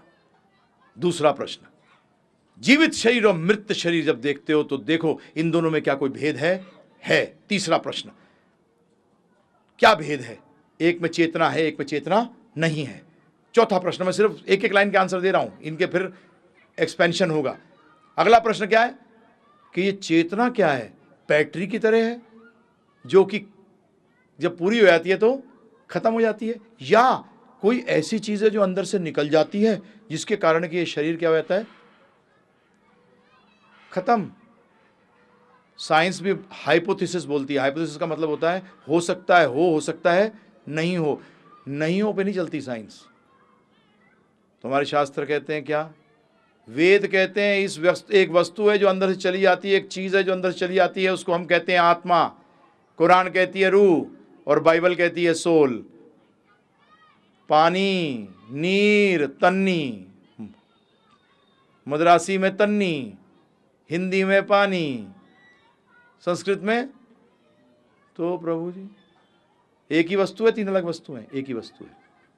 अगला प्रश्न, अगर यह आत्मा हूं, यह आत्मा है, तो यह आत्मा का पहला प्रश्न, उस बनाने वाले के साथ कोई संबंध है, होना चाहिए। वो क्या संबंध है, और क्या जानने के प्रभु जी समझिए, उसके बाद कैसे उसमें कार्य करना है, ये ज्यादा जरूरी है। मुझे याद है आज से 30 साल पहले जब पिक्चर देखते थे, भाई बिछड़ गए, आपस में लड़ रहे हैं, जब पता लगा भाई भाई हैं तो क्या हो गया प्रभु जी, अपने अपने रास्ते चले गए, गले मिल रहे हैं। अरे गले मिल रहे हैं, कार्य कर रहे हैं भाई समझकर। इसी तरीके से भगवान के साथ क्या संबंध है, इसको जानना और उसमें कार्य करना, यही जीवन की पूर्णता है। और यही सारे प्रश्नों का उत्तर वहीं लेके जाता है कि ये क्या है। अब प्रश्न उठता है कि ये ज्ञान कहां से लें, जरूरी है प्रभु जी। भौतिक ज्ञान कहां से लेते हो, चलिए फटाफट समझ जाओगे आप। 3 चीजों से लेते हो, बताइए। टीचर, किताबें, और तीसरा है प्रभु जी फेलो, जो हमारे आसपास के विद्यार्थी हैं, है ना प्रभु जी। सीनियर, जूनियर और सेम क्लास के बच्चे एक दूसरे से बात करते हैं ना प्रभु जी। सीनियर से ही बात करते हैं, जब आप प्रोफेशनल कोर्सेज चले जाओ, मेडिकल कॉलेज चले जाओ, लॉयर बनने चले जाओ, तो अपने सीनियर से भी आप हेल्प लेते हो। जूनियर आपसे पूछने आता है, उसको सिखाते हो। तो ये 3 लोगों से आप ज्ञान लेते हो, 3 चीज़ों से, सॉरी। टीचर, दूसरा बुक्स, किताबें, और तीसरा अपने साथ के स्टूडेंट्स। आध्यात्मिक ज्ञान, एक्चुअली आध्यात्मिक ज्ञान इन 3 चीजों से ही लिया जाता है। और आध्यात्मिक से भौतिक आया है, भौतिक से आध्यात्मिक नहीं आया, ध्यान रखिएगा। आध्यात्म में टीचर को गुरु कहते हैं, किताबों को शास्त्र कहते हैं, और स्टूडेंट्स को साधु कहते हैं। हो गया क्लियर। इन 3 चीजों से ज्ञान हासिल किया जाता है। फिर दोहरा रहा हूं, गुरु, साधु और शास्त्र। और इन तीनों से हम कहां मिल सकते हैं। अब देखिए बहुत इंपॉर्टेंट चीज, यहां लोग बैठे हैं, प्रश्न करूंगा, ये तीनों चीज मिलते हैं सत्संग में। ये तीनों चीजें कहां मिलती हैं, सत्संग में मिलती है तीनों चीजें। तो सत्संग में आते तो हो प्रभु जी, चलिए फटाफट बात करते हैं। सत्संग, 2 शब्द है ना जी। सत का मतलब क्या है, सत्य। सत्य का मतलब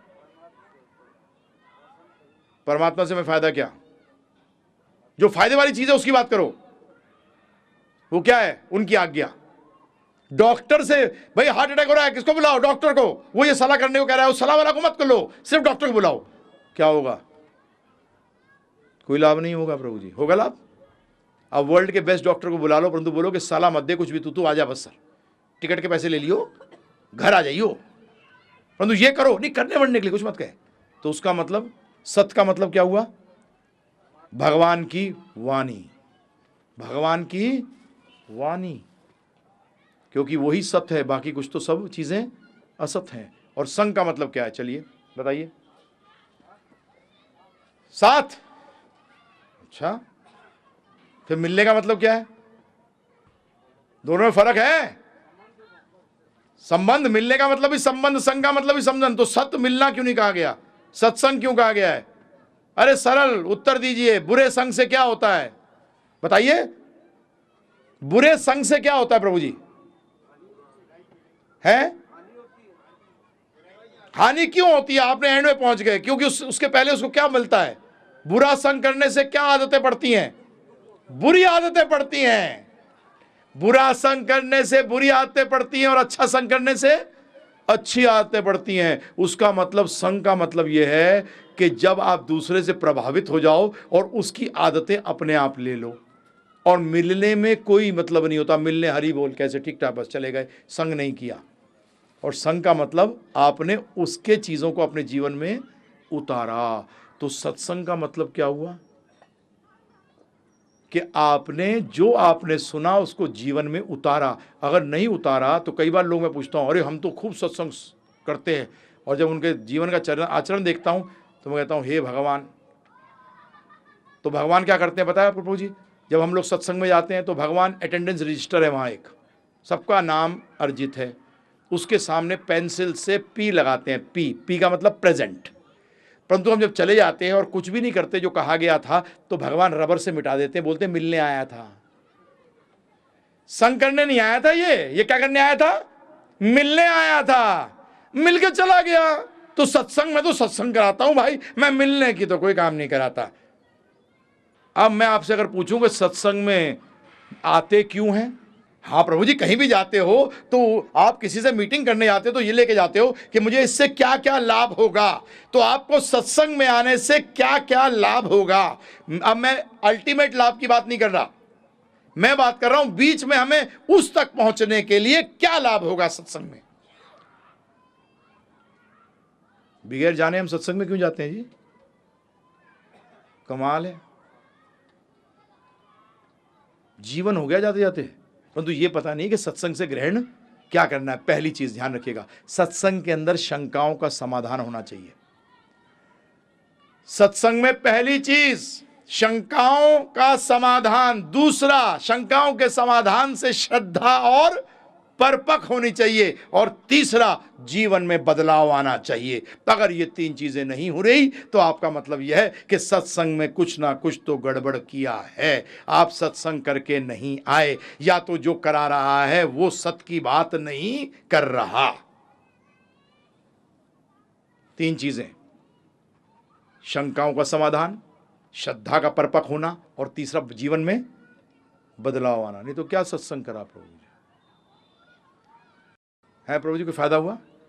भाई रोज जाता हूं गाड़ी सीखने के लिए, परंतु अभी तक पता नहीं कि ब्रेक और एक्सीलेटर क्या होता है। जब ब्रेक दबाना तो एक्सीलेटर दबा देता हूं, और एक्सीलेटर दबाना तो ब्रेक दबा देता हूं, और हर जगह किसी ना किसी को ठोक के मार के आता हूं। है ना प्रभु जी? फिर ड्राइविंग स्कूल में जाने से फायदा क्या हुआ? सत्संग में आते किस लिए हैं प्रभु जी? ये ध्यान रखिएगा, ये अटेंडेंस नहीं है कोई। भगवान इसको अटेंडेंस काउंट नहीं करते, पेंसिल से लिखते हैं, और चले जाके अगर हम नहीं करते तो उसको मिटा देते हैं। इसीलिए हमने कहा था प्रश्न दे देना लिखकर। वैसे तो हमारी यही कोशिश रहेगी, मोस्टली लेक्चर में सारे प्रश्न हो जाते हैं। मैं IITs में जाके भी बोल देता हूँ चैलेंज करके कि मैं 25 प्रश्न लिख के दूंगा, उससे ज़्यादा तुम कर ही नहीं सकते, क्योंकि तुम्हारा अकल ही नहीं है इससे ज़्यादा। तो कहा अरे यार हमें बोलते हो ऐसा, तो मैंने कहा तुम भी बोल सकते हो, फिजिक्स के बारे में हम 20 प्रश्न तुम्हें करके देंगे, उससे ज़्यादा तुम्हें अकल ही नहीं है, तुम क्या पूछोगे? बोलते हैं हाँ ये बात तो सही है, क्योंकि प्रश्न करने के लिए भी ज्ञान होना पड़ेगा। जब तक ज्ञान नहीं होगा तो प्रश्न उसी लेवल तक कर सकोगे, उससे आगे प्रश्न नहीं कर सकते। तो हमें कहाँ से ज्ञान लेना है? वेदों से। वेदों को मैंने क्या बताया था? अपौरुषा प्रमाण बताए थे ना, 3 प्रकार के प्रमाण, याद रखना प्रभु जी।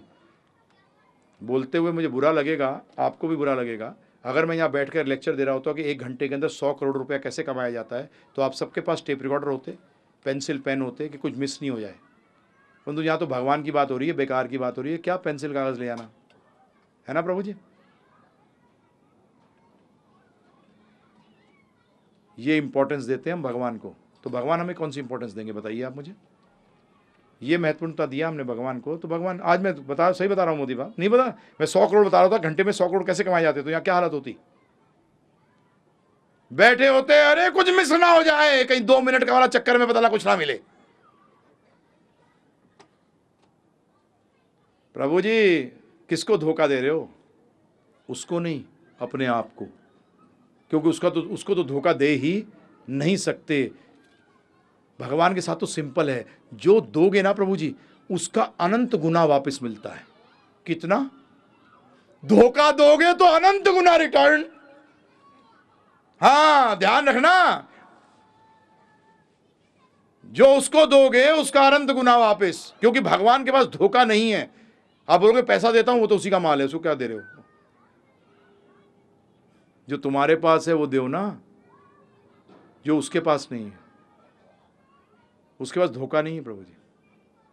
आपकी श्रद्धा आपके पास है, उनकी श्रद्धा उनके पास है, उनको श्रद्धा दो, अनंत गुना श्रद्धा प्राप्त करो। हम सोचते पैसे देने से अनंत गुना वापस आ जाएंगे, ये भी सिद्ध करूंगा आपके सामने, चिंता मत करो। तो इसीलिए सीरियस, थोड़ा सा सीरियस होना शुरू करिए जीवन में। तो मैंने 3 चीज बताई थी, शब्द प्रमाण बताया था सबसे श्रेष्ठ, अपौरुषा का मतलब जो भगवान के द्वारा आया है, वेद जो हैं ये भगवान के द्वारा आए हैं, और साफ कहा गया है कि वेदो नारायण साक्षात, वेद साक्षात नारायण है। तो ये आप क्लियर रखिएगा। परंतु अब एक प्रॉब्लम आती है कि ये ज्ञान किससे लें। तो एक प्रश्न करता हूं आपसे, ध्यानपूर्वक सुनिएगा। आप जब अपने बच्चे को किसी स्कूल या कॉलेज में एडमिशन दिलाने के लिए भेजते हो तो पहली चीज क्या देखते हो? हाथ उठाइएगा बताने से पहले, दोहरा रहा हूं प्रश्न को। जब आप अपने बच्चे को स्कूल या कॉलेज में एडमिशन के लिए लेकर जाते हो तो पहली चीज क्या देखते हो? स्तर। अच्छा, स्तर कैसे देखते हो? स्तर उसका लेवल, उसका हाँ स्तर समझ गया, लेवल। स्तर किस चीज से देखते हो? उसकी पढ़ाई के स्टैंडर्ड से। स्टैंडर्ड से, ठीक है, आगे और बस यही होता है। बंसल कॉलेज में भेज दो, IIT हो जाएगा। नहीं, पहली चीज देखते हो स्कूल या कॉलेज प्रमाणिक है कि नहीं। हाँ, पहली चीज ये देखते हो। पहले चीज ये नहीं देखते कि इसमें पढ़ाई अच्छी होती है कि नहीं होती है, पहली चीज ये देखते हो कि ये स्कूल या कॉलेज प्रमाणिक है कि नहीं है। अगर किसी बहुत बढ़िया कॉलेज का भी प्रमाणिकता को अगर गवर्नमेंट ने ले लिया होगा तो आप वहां अपने बच्चे को नहीं भेजोगे। वही स्कूल, वही कॉलेज, वही टीचर, सब कुछ वही, बिल्डिंग वही, परंतु अपने बच्चे को क्या करोगे? निकाल लोगे। क्यों? क्योंकि पहली चीज क्या देखते हो आप प्रभु जी, कि ये प्रमाणिक है कि नहीं है। नहीं देखते प्रभु जी। जिस दिन पता लग जाए 10वीं कर रहा है बेटा परंतु स्कूल की प्रमाणिकता को ले लिया गया है, आप बच्चे को इमीडिएटली निकाल लोगे। एक दिन वहां नहीं रहने दोगे, बोले टाइम वेस्ट मत कर। और आपकी जानकारी के लिए कलकत्ता के अंदर यह हुआ 25 साल पहले, एक लॉ कॉलेज था वहां जिसने कि पिछले 20-25 साल के अंदर लॉ की डिग्रियां दे रहा था, और 20-25 साल के बाद पता लगा कि वो तो मान्यता प्राप्त नहीं था, और उसकी एजुकेशन कलकत्ता के अंदर बेस्ट मानी जाती थी। ये मैंने 25-30 साल पहले टाइम्स ऑफ इंडिया के अंदर पढ़ा था कि उस सारे के सारे 20 साल जो लॉयर बने हैं सबकी हरिबोल हो गए, क्योंकि ध्यान नहीं दिया प्रमाणिक है कि नहीं है। आज हो रहा है, पेपर्स में नहीं देखते आप, पहली चीज चेक करते हो आजकल, अरे ये बिल्डिंग अच्छी है, सब कुछ ठीक है, प्रमाणिक भी है कि नहीं है। इसी तरीके से ज्ञान भी लेने के लिए पहली चीज जानना पड़ेगा प्रमाणिक है कि नहीं है। और आपकी जानकारी के लिए पहली चीज गुरु लेना अनिवार्य है, क्योंकि भौतिक ज्ञान भी बगैर गुरु के लिया नहीं जा सकता। जब मुंडक उपनिषद के साथ कहा गया तद विज्ञानार्थम स गुरुम इवा विगच्छेत, के दिव्य ज्ञान समझने के लिए मनुष्य को चाहिए कि परंपरागत प्रामाणिक गुरु के पास जा। कि परम सत्य में जो स्थित है उससे ज्ञान ले। जो किसमें स्थित है? परम सत्य में। मुंडक उपनिषद के अंदर कहा गया है एकदम स्पष्ट रूप के अंदर कि गुरु के पास जाना अनिवार्य है। भगवान ने गीता के अंदर भी इसी बात को दोहराया है। तद विधि प्रणिपातेना परिप्रश्नेना सेवया उपदक्षन्ति ते ज्ञानम ज्ञानिनस्तत्वदर्शिना। तद विधि प्रणिपातेना परिप्रश्नेना सेवया। हे अर्जुन, गुरु के पास जा और क्या कर? शरणागत हो, उससे प्रश्न कर और सेवा कर। प्रश्नेना, शिष्य का काम है प्रश्न करना, तो प्रश्न कर, परंतु किसके पास? तद विधि प्रणिपातेना परिप्रश्नेना प्रश्नेना सेवया उपदेक्षन्ति ते ज्ञानम ज्ञानिनस्तत्वदर्शिना। उपसे ज्ञान के उपदेश ले जिसने के तत्व के दर्शन किए हों। और गीता के 18वें अध्याय के 55वें श्लोक के अंदर भगवान स्वयं कहते हैं, भक्त्या माम अभिजानति। भक्त ही मुझे जान सकता है। बड़ी सरल संस्कृत है भक्त्या। भक्त्या का मतलब भक्त, माम का मतलब मुझे, और जानती का मतलब जान सकता है। यावन यश्चास्मि तत्वतः, तत्व से। ज्ञानी नहीं जान सकता, योगी नहीं जान सकता, ब्रह्म योगी नहीं जान सकता, कोई नहीं जान सकता। आजकल तो पता नहीं नए नए टाइटल लगा देते हैं लोग, जो मिला वो ठोक देते हैं, जब तक उसके लायक भी नहीं है। परंतु भगवान ने गीता में साफ कह दिया कि भक्त्या माम अभिजानति यावन यश्चास्मि तत्वतः, तत्व से मुझे भक्त जान सकता है और कोई नहीं जान सकता। भागवत के अंदर मैं ध्यानपूर्वक आपके सामने यथारूप, मेरे को चांस मिलती है तो मैं ज़्यादातर कोशिश करता हूं कि जो हमारे गुरुओं की वाणी है, जो गुरुओं की ट्रांसलेशन है, आपके सामने यथारूप रखूं, जिससे क्या होगा कि वो शुद्ध वचन उनके मुख से निकले हैं, मैं भी वही आपके साथ दे दूंगा, तो आपको भी वही फ़ायदा मिल जाएगा। जैसे कि बढ़िया पोस्टमैन कौन होता है? जो कि टेलीग्राम जैसे का जैसा आगे दे दे, उसमें कुछ भी हेर फेर ना करे। तो प्रभुपाद जी ने कहा गुरु का काम यही है। क्या बनना चाहिए उसको? पोस्टमैन। भगवान का वाक्य वैसे का वैसा। तो ध्यानपूर्वक सुनिए, भागवत भी कहता है, अतएव जो व्यक्ति गंभीरता पूर्वक असली सुख की इच्छा रखता है। कौन से सुख की? हाँ, अगर आपको असली सुख नहीं चाहिए, दुख में कमी चाहिए, तो फिर तो वेस्ट है। यहां साफ भागवत कह रहा है कि तस्मात् गुरुम प्रपद्यते जिज्ञासु श्रिये उत्तम। जो श्रिय का मतलब भला, उत्तम भला चाहता हो, वो गुरु के पास जाए। और हमारा क्या होता है? और जी मैंने गुरु धारण कर लिया। अच्छा, तूने पूछा उससे? तूने जाना उससे? तूने देखा वो किस स्थिति में है? अरे यार, गुरु को कैसे देख सकते हैं? शास्त्र तो कहते हैं कि 1 साल तक शिष्य को गुरु को और गुरु को शिष्य को देखना चाहिए। तूने कितना टाइम लगाया बेटा? अरे गुरुजी ने कह दिया, वो तो टांग देते हैं, कितने मंत्र जो लेना हो ले लो। अच्छा, ऐसे तो मैंने तो शास्त्रों में नहीं पढ़ा है, हमने तो नहीं पढ़ा प्रभु जी शास्त्र में कहीं भी। उपनिषदों में आता है, शिष्य था एक लड़का गया गुरु के पास। क्या बोला उसने? कि गुरुजी मैं आपका शिष्य बनना चाहता हूं। तो क्या जवाब दिया गुरु ने? कि तोरा भाई तेरी जाति क्या है? तू किस वर्ण का है? जन्म से तेरे को कौन सा, किस, तेरे पिता का नाम क्या है? तेरा पिता कौन है? बोलते हैं माता का तो नाम जानता हूं, पिता का नहीं। वापस गया माँ के पास, माँ से कहा माँ पिता का नाम क्या है? बोलते बेटा मैं तो वैश्य हूं, मुझे नहीं मालूम तेरे पिता का नाम क्या है। तब बच्चा आया, उसने गुरु से कहा गुरुदेव मेरी माँ ने कहा है कि वो वैश्य है, उसको मालूम नहीं कि मेरा पिता कौन है। तो उसने कहा बेटा तुझे जानने की जरूरत नहीं है, तू ब्राह्मण है, क्योंकि तू सत्य बोल रहा है। तुझे जानने की जरूरत नहीं है क्योंकि तू ब्राह्मण है। उसका मतलब गुरु ने शिष्य को देखा और शिष्य ने गुरु को देखा। ये देखना आजकल तो प्रभु जी पूछो ही मत। यहां साफ कहा गया जिज्ञासु श्रिये उत्तमम। जब उत्तम चीज की वस्तु की इच्छा हो तब गुरु के पास जाओ। तो टाइम मत वेस्ट करो अपना भी और उसका भी। आगे क्या कहते हैं? अतएव जो व्यक्ति गंभीरतापूर्वक असली सुख की इच्छा रखता है उसे प्रामाणिक गुरु की खोज करनी चाहिए और दीक्षा द्वारा उसकी शरण ग्रहण करनी चाहिए। प्रामाणिक गुरु की योग्यता यह होती है कि वह विचार विमर्श द्वारा शास्त्रों के निष्कर्ष से अवगत हो चुका होता है और इन निष्कर्षों के विषय में अन्य को आश्वस्त करने में सक्षम होता है। क्या करने में सक्षम होता है?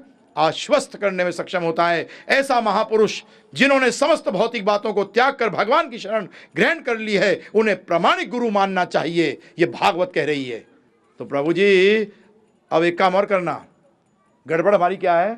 गुरु जी अपने आप को गुरु बना के गुरु के चक्कर में पड़िए। ज्यादातर लोग मिलते मतलब ये होता है, क्या बोलते हैं? मैं जी गुरु बना लिया। तू शिष्य बना कि नहीं? कितने लोग मिलते हैं बोलते हुए कि मैं शिष्य हूं जी, नहीं नहीं मैंने गुरु बना लिया। वाह कमाल है, तू गुरु बनाया करता है, शिष्य नहीं बने कभी भी। अरे गुरु तो बना बनाया गुरु है, तू शिष्य बना के नहीं। गुरु तो बना बनाया गुरु है, तू शिष्य बना के नहीं।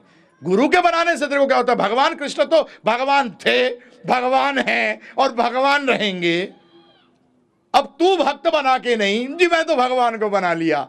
अच्छा बेटा, तू ही भगवान को बना रहा है, ऐसी गुरुओं को बना रहा है तू। कमाल है, तू शिष्य बना के नहीं बना।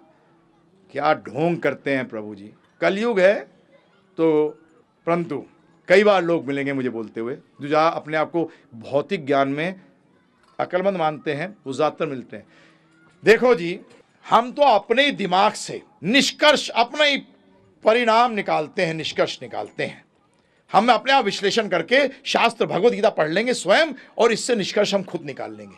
अच्छा कमाल हो गया भाई, गीता में तो भगवान कहते हैं तद्विधि प्रणिपातेन परिप्रश्नेन सेवया उपदक्षन्ति ते ज्ञानम ज्ञानिनः तत्त्वदर्शिनः। जिस ज्ञानी ने तत्व के दर्शन कर रखे हो, ऐसे भक्त के पास जा, शरण में जा, सेवा कर, उससे प्रश्न कर।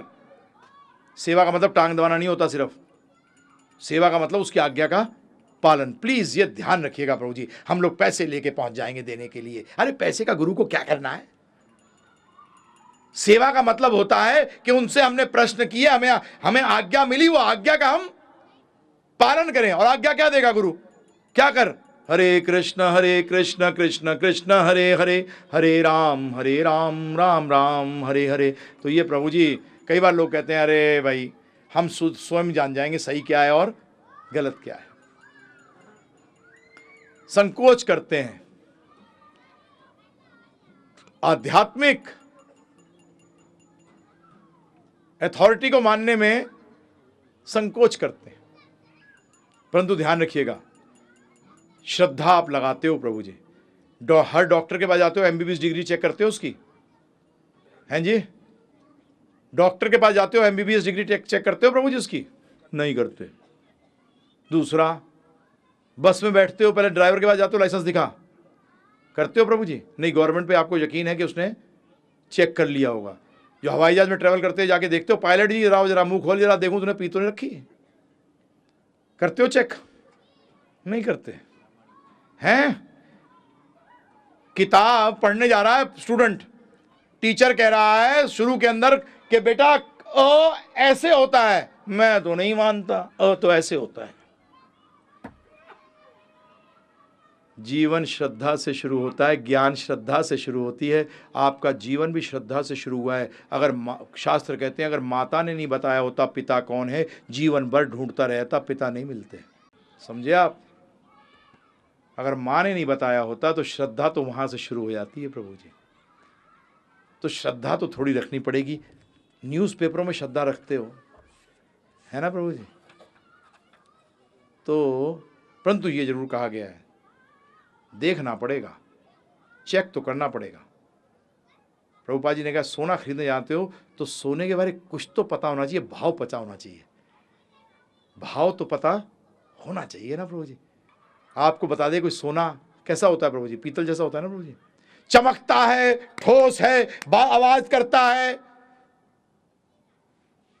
आप मार्केट में गए, किसी ने कहा कि भैया आज सोने का दाम 15,000 रुपये तोला है, और आप जब जाते हो दुकान पे एक पे जिसपे पीतल की बाल्टी लटकी है, अरे सोना ने, बेटा कितने रुपए है ये? उससे पूछा आपने, उसने कहा क्या प्रभु जी?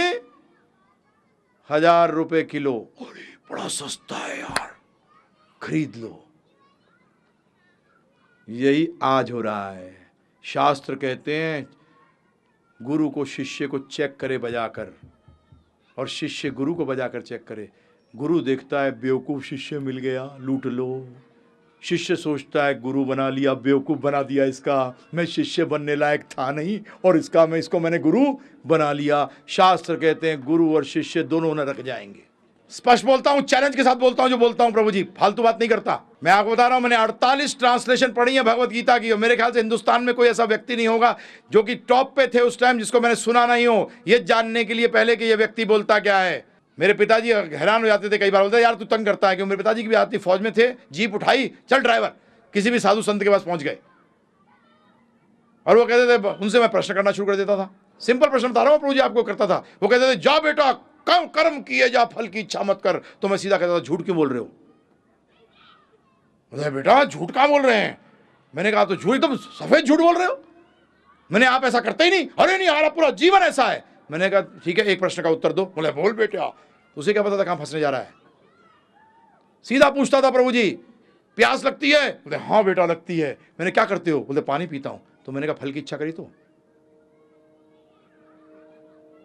पानी क्यों पिया? प्यास बुझाने के लिए। तो प्यास बुझाना तो आपका फल हो गया, तो आप झूठ क्यों बोल रहे हो? नहीं बेटा जो कह दिया वो कर लो। अब समझ नहीं आया उसको क्या जवाब दें। मैंने कहा पहले समझाओ तो। टीचर का काम तो पहला काम क्या है प्रभु जी? ये शिष्य और गुरु का बात हो रही है। भक्ति हम गुरु की नहीं करते, भक्ति हम भगवान की करते हैं। एक कॉलेज के अंदर आप ग्रेजुएट बनने जाते हैं, स्टूडेंट बनने नहीं जाते, ध्यान रखिएगा। आप कॉलेज में विद्यार्थी बनने नहीं जा रहे, आप ग्रेजुएट बनने जा रहे हैं।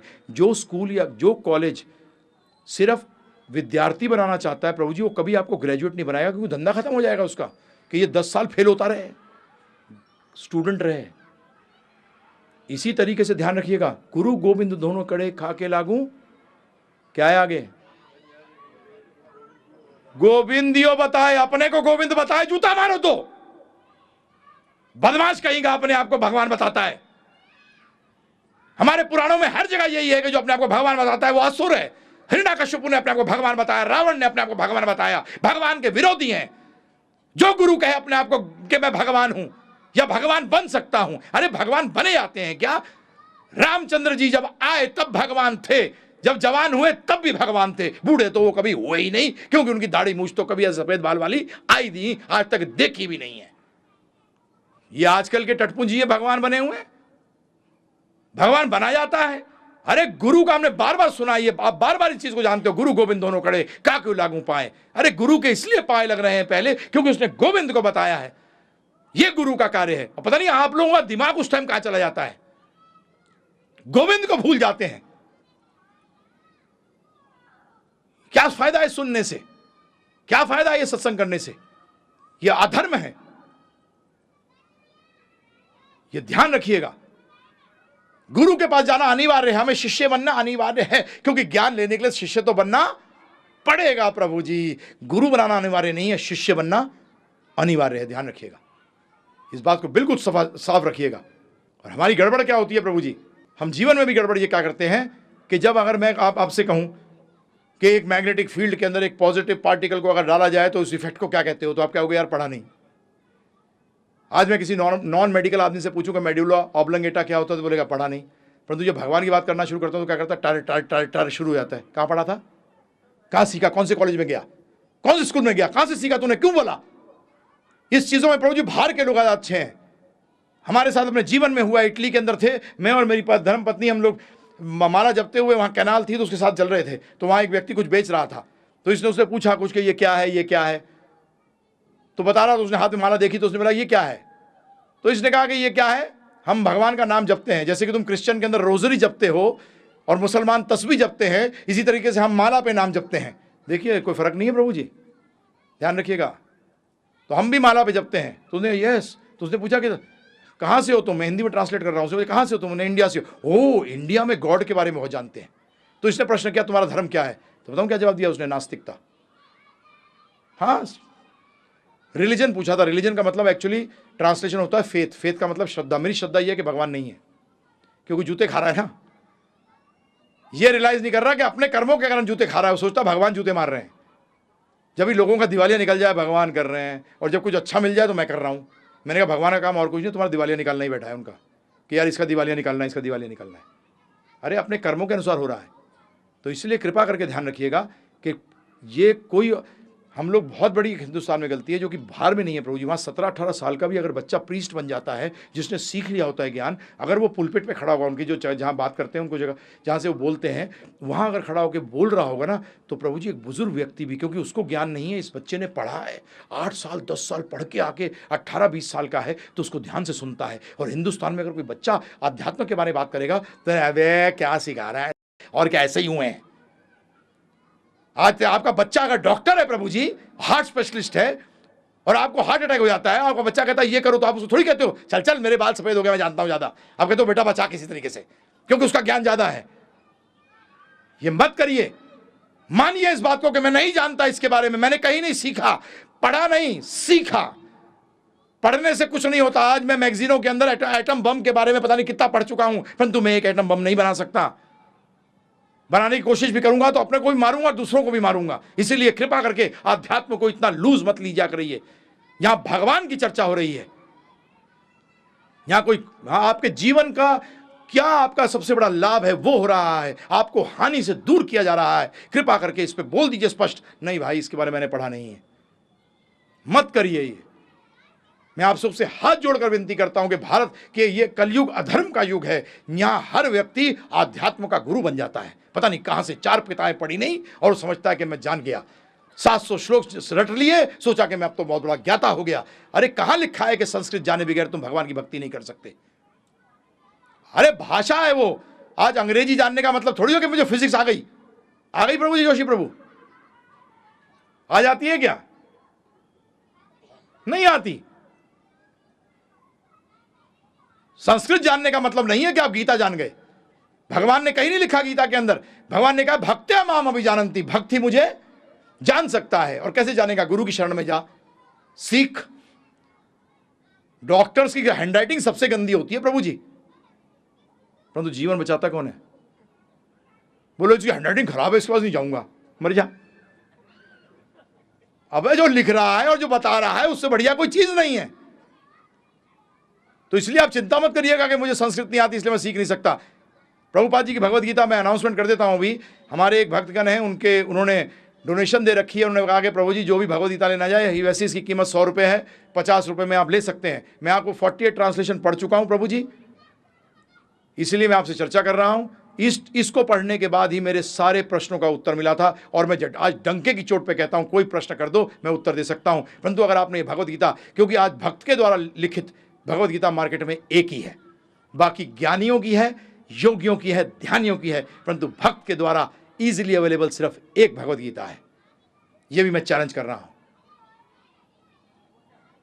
जिसमें सिर्फ कृष्ण भक्ति के बारे में ही चर्चा करी गई है। क्योंकि गीता के अंदर आपको मैं बाकी 5 दिन के अंदर भी सिद्ध कर दूंगा कि क्यों कृष्ण भक्ति। जब मैं कृष्ण कह रहा हूं ध्यान रखिएगा, इसमें रामचंद्र जी, विष्णु अवतार सारे आ गए, इसमें इनमें कोई भेद नहीं है। हाँ, ये मैं सिर्फ कृष्ण भगवान कह रहा हूं, तो उसमें मत समझ लिएगा कृष्ण के बारे में विष्णु को मैंने नहीं बताया, रामचंद्र जी को नहीं बताया, नहीं, यही बता दूंगा आपको। कृष्ण जब मैं बोल रहा हूं तो इनमें सब इंक्लूडेड है, ये भी मैं चर्चा करूंगा। भगवान, देवी देवता और अवतार, ये तीनों में भेद है या नहीं है, अगर है तो क्या है, ये भी गीता के अनुसार मैं चर्चा करूंगा आपसे। तो इसलिए मैं आपसे इस चीज़ के लिए अनुरोध कर रहा हूं, टीचर हर चीज़ के लिए चाहिए, परंतु अनुमोदित होना चाहिए। गीता के 4 अध्याय 2 श्लोक बता रहा हूं, जो कि इसको लेके जाएंगे वो पढ़ सकते हैं इसको। 4 अध्याय का 2 वाला श्लोक है, उसमें कहा है भगवान ने एवं परंपरा प्राप्तिम, ध्यानपूर्वक सुनिएगा। इमं राज ऋषियो विदुहु सकालेन मतः योग नष्ट परंतपा। ये जो योग का ज्ञान था ये नष्ट हो गया। क्यों? क्योंकि ये परंपरा जो थी ये टूट गई। तो भगवान कह रहे हैं ये ज्ञान किससे लेना चाहिए? परंपरा से। अब आप सिंपली समझ लीजिए एक चीज, गुरु बनने से पहले व्यक्ति को क्या होना चाहिए? शिष्य, राइट? गुरु बनने से पहले व्यक्ति को क्या होना चाहिए? शिष्य। तो उसका मतलब पहले वो गुरु है कि पहले शिष्य है? पहले वो शिष्य है। उदाहरण समझिए, यहां थोड़ा भगवान के बारे में समझ में आएगा आपको। आप पहले पिता हो, पति हो या पुत्र हो? आप पहले पुत्र हो, उसके बाद पिता बने। ऐसे हमारे पिता भी पहले पुत्र हैं, उनके पिता भी पहले पुत्र हैं। ऐसे करते करते जब आप उस व्यक्ति पे पहुंच जाओ जो किसी का पुत्र नहीं है, वो भगवान है। इसी तरीके से शिष्य पहले गुरु नहीं, पहले शिष्य है, उनका गुरु भी पहले शिष्य है। ऐसे करते करते उस व्यक्ति पे पहुंच जाओ जो कि किसी का शिष्य नहीं है, वो ही आदि गुरु हैं, वो ही असली गुरु हैं। उनसे ही सारी परंपरा आती है। ये परंपरा का मतलब है कि उनका शिष्य, उनका उनका शिष्य, उनका शिष्य, ऐसे करते हुए इसी तरीके से वो गुरु को श्रेष्ठ मानना प्रभु जी जो अपने गुरु की बात ज़्यादा करता है। जो गुरु को लेकर और गुरु को छोड़ दे वो मूर्ख है। आप ज़्यादातर देखोगे लोग, आज हम अपनी वाणी के अंदर बार बार प्रभुपाद जी का नाम ले देते हैं क्योंकि हमने लिया उनसे है। इस पे डिटेल में कल बात करेंगे, परंतु ये बोलते हुए बड़ा आसान चीज़, लक्ष्मी विष्णु के लिए, स्त्री कृष्ण के लिए और यश गुरु के लिए, तीनों चीज़ों से बच गए। यही तीन चीज़ें फंसाती हैं। लक्ष्मी किसके लिए? विष्णु के लिए, स्त्री कृष्ण के लिए और यश गुरु के लिए। और आज आपको गुरु, अपने गुरु की, मेरे ख्याल से आपको पता भी नहीं होगा उनका गुरु कौन है। लोगों ने अपने गुरु बना रखे हैं परंतु उनको ये नहीं पता उनका गुरु कौन है, क्योंकि उनके गुरु से, अपने गुरु का मुख से कभी बात निकलती ही नहीं है, नाम निकलता ही नहीं है। वो तो गुरु को छुपा के रखते हैं कोने में कि अगर हम गुरु की बात करेंगे तो लोग हमें छोटा समझेंगे, इसलिए समझेंगे कि वो ये अपने आप नहीं दे रहा, इसे तो कहीं से लेके आया है। और श्रेष्ठता क्या है? जब लेके आए हो तो श्रेष्ठ हो, अगर अपना बोल रहे हो तो चुप हो जाओ। अगर कोई व्यक्ति कहे मेरे ख्याल से, तो इमीडिएटली उसको बोलो तो हट जा, अपना ख्याल मत दे, हमें तो गीता का ख्याल चाहिए। और गीता का ख्याल किससे प्राप्त होगा? जब आपका प्रामाणिक होगा। यहाँ चौथे अध्याय का दूसरा श्लोक, एवं परंपरा प्राप्तिम, ये जो भगवान कृष्ण से आता है इसी को क्या कहते हैं? परंपरा कहते हैं। और परंपरा को जानना जरूरी क्यों है? एक लाइन में समझा देता हूँ। मैं एक लाइन बोल रहा हूँ, उसे रोको मत जाने दो। इसके दो विपरीत अर्थ हैं। उसे रोको मत जाने दो, उसे रोको मत जाने दो। ओ तेरे की, एक जगह बोल रहे हैं जाने दो और एक जगह बोल रहे हैं मत जाने दो। उसे रोको मत जाने दो, उसे रोको मत जाने दो, बिल्कुल विपरीत अर्थ। ये कौन बताएगा? जो उस जगह मौजूद होगा। तो भगवान किस भाव से क्या बोल रहे थे ये कौन बता सकता है? जो उनसे सुन रहा होगा वही बता सकता है, वही उस भाव को आगे दे सकता है। हमें शब्दार्थ नहीं चाहिए, हमें भावार्थ चाहिए। क्योंकि शब्दार्थ तो डेंजरस होते हैं। क्योंकि आज एक व्यक्ति आपको गाली देता है तो आप उसको चाटा मारते हो, और दूसरा व्यक्ति आपको गाली देता है तो आपके गले लगा लेते हो। तीसरा व्यक्ति देख रहा है, बोलता है कमाल का आदमी है तू, एक ने तुझे गाली दी, तूने चाटा मार दिया, दूसरे ने उसने वही गाली दी, तूने उसको गले लगा लिया। बोला एक मेरा दुश्मन था, एक मेरा दोस्त है। फर्क शब्दार्थ का नहीं है, किसका है प्रभु जी? भावार्थ का है। तो गुरु भावार्थ जो परंपरा से आएगा वही भावार्थ दे सकता है, शब्दार्थ से हमें कोई मतलब ही नहीं है।